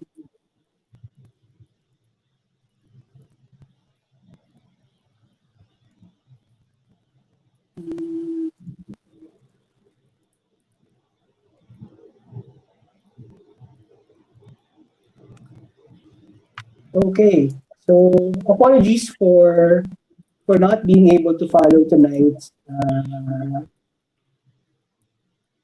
outline, but we don't want you to stay more than the promised time the time promised for tonight. So apart from the microtasking platform discussed tonight, we had Pick for Review, we had Map Contrib, and we had the Tasking Manager 4. There are other tasking managers available out there. MapRoulette is another popular platform. This is the one we're using in the OSMA Paaralan school mapping project in the Philippines. And then we also have MapCraft, one of the earliest microtasking manager. It's still being used by some people for smaller groups of mapping projects. Another interesting project is the DAM project, or Divide and Map Now. They have a very simple interface with a focus on making the community actually participate in the project creation process. There's also Mapping North Korea. It's not a proper tasking manager in a sense similar to what you've seen tonight. But if you've been to mappingnorthkorea.com website, it's the one that they are using for that mapping project. The data, of course, goes to OpenStreetMap, and the project is available from their GitHub repository. Okay, so for tonight's KYC session, we have Miss Andy Tabinas, okay, for our KYC guest. Andy, are you there? Yes, hello. Yes. Okay. Are you ready? Kailangan ba may video? Faye would prefer that videos be shared, but it's not really required. It's okay. I took a bath today. Okay. All right. So you have a copy of the questions, but Yeah. okay. So right. So let's start with telling us something. Tell us about yourself, what you do, and how you got started in OpenStreetMap. Okay, so hello again. I'm Andy Tabinas. I'm a government ano tawag doon? Employee. I'm part of the Department of Social Welfare and Development in the Philippines, and our team do the data management for the ICT management service of the SWD. So I started in OSM actually. Na-introduce ako in 2013. It was my second day in the SWD. Tapos si Sir Maning, siya yung na-invite na speaker sa amin. Sa second day ko pa lang sa work, tapos workshop in Palawan. And then si Sir Maning, he's one of the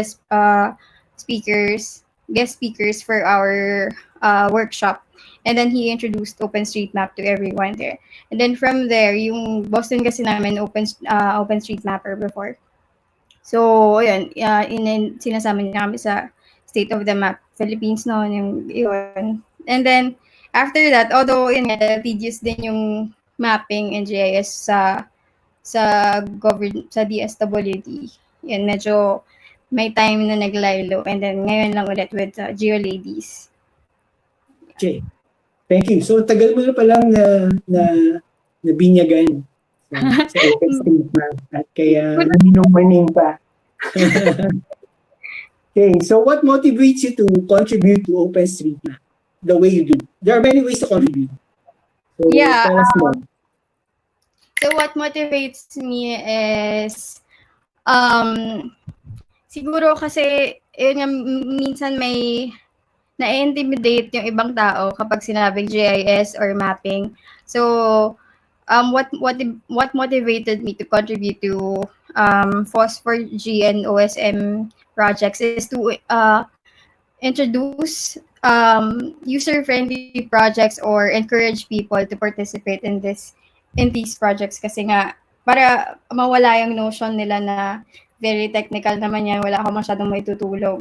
Pero if they see all these projects, they'd know na I could help in my own way even if I'm not really a very techy person. I'm not a mapper by profession. Yeah, so yeah, that's my motivation, sharing about projects. Okay, thanks. Do you prefer to contribute in any particular way, and could you say why? I think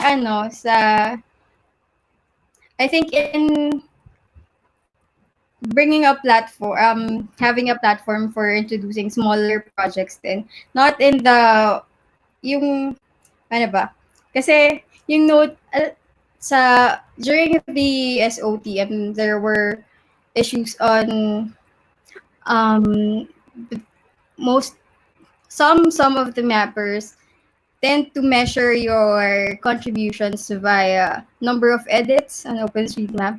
So, I want na parang no to edit, shaming ganyan. Para kasi, you, like you said, there are a lot of ways to contribute. So, one of the ways is by introducing smaller projects that aim to reach out to to communities themselves, even if, so, kahit sila mismo hindi sila maraming edits, pero marami silang na-encourage na tao na to participate or to contribute to OpenStreetMap. So, parang pyramid, joke lang. Hindi. So, networking. Joke. Multi-level marketing. Multi-level mapping. Yeah. Right. We've heard a lot of discussions about ways to contribute to OSM. It's unfortunate that people feel, paano ba yan? How would you best describe it? Intimidated, it's the term used, that there are people who judge or identify mappers based on the number of edits. But I think in the last several years, that has been changing a lot. Yeah. It's not the same as OSM in the last, say, 5 or 7 years ago. So we're happy that the direction we're going to is more participatory and more inclusive. Anyway, so what do you think is the biggest misconception about OSM and how to address it? The one you actually mentioned, that it's intimidating, because it's really not. And there are a lot of things na, like yung improvements sa tasking manager, a lot of new tools anyone can use. parang sobrang user-friendly na niya. So, parang, yun nga, marami ng changes ngayon to make OSM more user-friendly and less intimidating to people. So, more people, especially the youth, are more encouraged na to join or to contribute to OSM. Ayun. So the misconception is that OSM is difficult. It's intimidating and difficult. Okay. And the newer tools are getting better. At least they're getting more friendlier. So what do you think are the challenges of contributing to free and open geodata in the Philippines in general and to OSM specifically? Sa Philippines, ang biggest challenge, of course, is the internet connection. Yeah, and not a lot of people, especially those who need the data, for example, the disaster data or yung mga ibang data rin na gusto natin we want to share with the communities. But most of these communities do not really have access to computers or internet.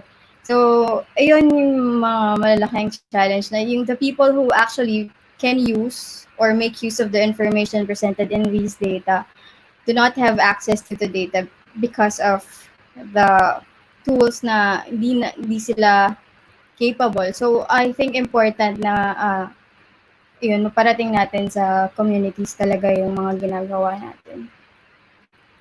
Okay. Can you name one personal contribution to OSM that you're most proud of? Yung mental health awareness. Yeah. Yeah, yes.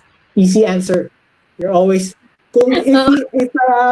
if the participants will notice, the Andes project, mental health awareness, is one of the most mentioned projects in throughout our KYC segment since we started this 3 or 4 sessions ago. So it's just time that we meet Andy and know her better. Next question. In concrete and actionable terms, how can OpenStreetMap in the Philippines become better? Concrete and actionable. Yes. Ano ba? It's actually good na. Especially if nandiyan na rin yung humanitarian OpenStreetMap team. Tapos we already have this mapping Mondays, tsaka tong Wednesdays. Ano pa ba? Paano? I think we can utilize social media more. Kasi it like, ayun nga, siguro less intimidating than if we use the platforms that is more masa-friendly. Isip ko lang. And ayun, yung accessible sa tao. Ayun, tsaka maganda rin. In what way should social media be used? I mean, in promoting our projects, itong mga events natin. Kasi nakita rin namin, especially dito sa mga recent events namin, kahit online, the more we promote them on social media, nagugulat kami na marami palang taong interested talaga tumulong, especially if nalalaman nila na, ay, madali lang din pala. Tapos, kaya ko pala siya. So, yun, if we promote all our projects here, on social media, Facebook, Instagram, Twitter, malalaman na baka mas maraming maengganyong mag-join and mag-contribute. So, communication channels. That's one of let's utilize these channels. Okay. Now, could you name 3 local OSM initiatives other than those you initiated? And briefly tell us why they come to mind. Yung una-una OSM, yung OSMAP. Kasi hindi ako maka-join at feeling ko wala na akong pag-asang manalo sa contest. So yun, nag-iisip ko, sobrang competitive ng mga tao. Yun. And then, second, Mapbex, of course. Kasi we've been collaborating ni Miko ever since. And then, it's really close din to my heart yung Mapbex kasi sa discrimination and being inclusive, yan. And, ano pa? Last na, no? Local lang. Local lang. Siyempre, let's feature our own initiatives. So, Mapbex also map. Yung the initiatives of Hot Philippines. Kasi sila mismo, natuwa ko sila Miss ano pangalan? Sila sila mismo yung lumalapit sa organizations to tell them na, hey, we can teach your group, to your org, to on how to map uh, through OSM, or how you can utilize OSM for your projects, ganyan. Kasi like yung before, sila rin mismo yung nag-connect with us, mental health awareness, with Youth for Mental Health Coalition, para ma-share yung use ng OSM and yung mapping for our advocacy, kasi we aim for one advocacy din, so why not collaborate, ganyan. So maganda yun yung ginagawa ng hot PH sa pagko-connect sa local organizations din, and telling them how we can utilize OSM. Yeah, I think that's one advantage of having the organization and manpower who's really dedicated to OpenStreetMap. Remember that before these organizations, volunteer-run organizations and initiatives are more challenging. Iba yung challenge ng volunteer-driven initiatives. But anyway, the way we're growing in the Philippines is very interesting. Do you have any OSM-related personal anecdotes you can share? Ayun, yung sa 2013. Nagulat ako kasi nakita ko yung photos nung State of the Map Philippines in 2013 sa Ateneo. Kasi ang dami ko palang kilala na doon na nakasama. Tapos one photo is I'm between two people that I were afraid of at one point. So yung isa yung prof ko sa GME, sa masters. Sino Tapos yan? yung Okay, no names. kasi isa yung dati kong boss. Tapos when I looked at the photo, as in nagchichikahan lang kami nung sa photo. Tapos parang ang close namin. Parang hindi pa. Tapos I didn't know na darating yung time na matatakot ako sa kanila. Ayun, wala lang. Okay, that's a very interesting anecdote that's related to OSM. But anyway, 2013, that's the first ever SOTM hosted by ESSC. Final question. What OSM initiative is keeping you busy right now? Si Miko, joke lang. Miko. Health awareness and MapBex. Yeah. Because we are already, we just finished MapBex, event nila MapBex. And we're already planning for another online mapathon na lighter naman, more fun. Yan. Lighter? Yes. Why? May What do you inuman. think elaborate? The surprise. All right. So thank you for sharing your thoughts and ideas with us, Andy. I'm sure everyone is very glad to hear from Andy kasi palagi nilang naririnig si mental health awareness, but they don't know the person behind the project. So that's one of our goals in KYC.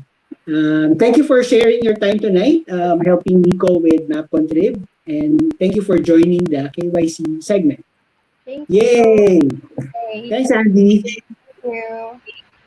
Right. Okay, so ayan, may meron pa tayong applause from Paul. I'll turn over the floor to Eugene for the wrap up. Eugene, are you there? Yeah. Okay. Ano ba bang wrap up? So basically, announcements and so yeah.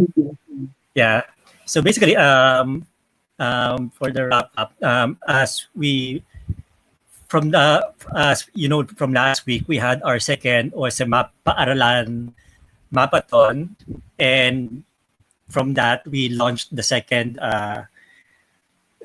season of the OSM Mapaaralan contest. Basically, we encourage mappers to map as many schools as possible using the OSM Mapaaralan Map Relay Challenge. And I will now turn over the floor to Maning to announce who won that challenge. Is Manny here? Manny, andito ka ba? Did he leave the channel? Okay. I think, let me check. I think umuna na kanina po si Manny. Ako na lang. Okay, sige. Okay, okay, Erwin will announce the winner. Akala ko ikaw na mag-announce eh. Anyway, for our total count for this second season of the OSMA Paaralan, we had, isa na lang, we could have reached 1,200 schools this week. But it's not a bad number, 1,199 with total of 69 participants joining the OSMA Paaralan session. And this is how the most recent 1,199 schools added in OSM. The schools in Mindanao is not getting very much love from our contributors, but that's still a lot. So thank you, everyone. And the top contributors are the following. We have NYK, Nicknock, with 300 schools added, followed by Ian Lopez with 270 schools. Manny actually takes a third place, but is disqualified or chose to inhibit himself from the contest. Third is VM Panes with 190 schools. And then going with 141, again, disqualified. Gio Layers, I don't think Lay is here tonight, but she's number 4 with 17 schools. And then Enteng Shiaga and JM Res. So these people will be receiving the prizes donated by Faye Andal. Hi, Faye. Nandiyan ka ba ba? Hi. Yan. Thanks saka JM Res from Hot Philippines yan. So Talaga? The HOT Philippines. I think yung 5th and 6th prize are getting the Grab vouchers. okay. So that's from Miko Tamura. Hi, Miko. Is Miko still here? Yes, I'm here. Yan. Miko is our donor for the vouchers from Grab. Ha? Nicknock. Apparently, kind of new mapper. At least new sa paningin natin. Pero matagal na yung kanyang, ano. Baka Anyway, we si will be... Baka si Faye din. Baka si Faye po yan. Nagkawa lang ng bagong account. Bago ko pong account na. Okay. Walang rule sa fake accounts no? Dapat pala meron. Paimbestigahan natin yung IP address. We will be in touch with our mappers the top mappers who contributed in this season. Kukontakin natin sila for their... Ian, si Ian lang yung nandito eh. Ian? Yes po. Ano bang gusto mo? Yung may Grab food, Grab voucher na 200 peso worth o hot cup o yung discount voucher ni Miko. May gusto ko ba ron? To be honest, mahirap pumili at this point, para I'll send offline communications na lang. Okay. Alright, sige. We will be in touch. The top... nahiya si Ian. The top contributors will... meron naman tayo nakalista kung ano yung price, but we'll give them the option if they prefer one over the other. And, Yes. And I'm not sure kung pwede gamitin yung food vouchers dito sa Laguna. I'll just check muna. Yun yung concern namin. So yung isang option is that they will receive, at least for those sa top prices, e-cash na lang. Yun yung option na isa. We'll discuss it with you na lang, Ian. Sure po. Okay, thank you. we look forward to Eugene, ikaw na, ako na. Well, I pasted Yeah, ikaw na. the link to the 5-minute survey. As always, we appreciate your feedback. Alam kong marami na ulit-ulit itong mga feedback na to, but this is always appreciated, especially for the first-timers. And kahit hindi kayo first-timer, if you see anything that's good or new, or that if you learn something that's quite useful for you, or you want something to be repeated next time, answering this less than 5-minute survey is very much appreciated. So yeah, I posted the ISGD link on the chat box. Okay. Okay, are there And then- announcements? Yeah, Yeah, go ahead. announcements. Plugs? Yeah. Anyone?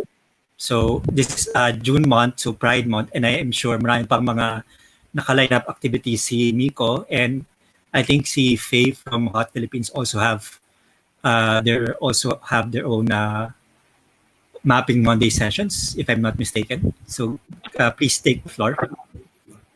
Hello, I'm inviting you all for Mapping Monday. Every Monday, 2 o'clock p.m. to 4 o'clock p.m. online. So, Can you post the URL? Okay. Time URL. Time mapping.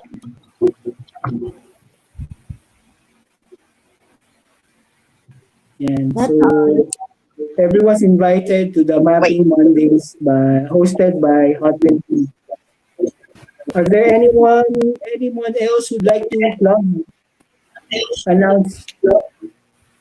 Make announcement. Yeah, go ahead.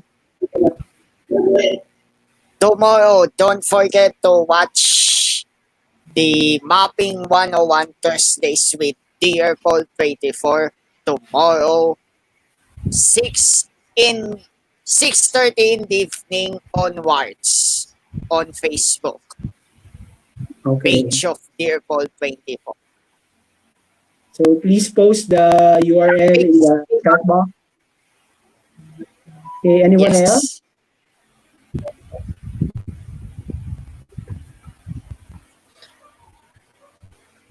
Miko, wala kang announcements? Ako pala, sorry. Go! We launched yung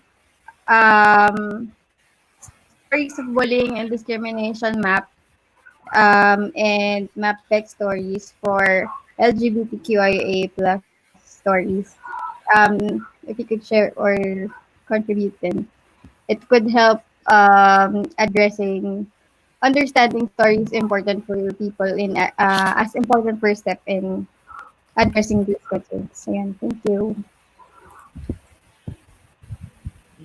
Okay, any more announcements? Wala na. Wala na? Okay, so before we end this week's Wednesday Mapa Time session, can we take a Wi-Fi? Oo nga pala. It's screen grab time! Wait, sandali ah. Ang gaganda. Itong mga baba. Hindi ako nag-ready. Hindi niyo ako sinabihan. Ano hindi sinabihan? Ba't maliwanag na yung lugar mo ngayon, Miko? Lihado ako sa laban, Faye, Andy. Okay, ready on 3. Smile on 3.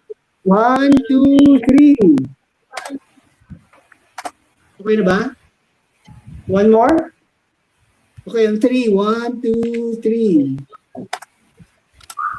Ayan. So maraming salamat sa lahat ng ating mga participants tonight, yung mga nag-facilitate, nag-volunteer mag-participate. Sila Ed from Australia, I think he left already. Miko and Andy for Map Contrib, Ed for Pick for Review, Faye for Tasking Manager. And I apologize that we couldn't do the Map Roulette session tonight because overtime na tayo.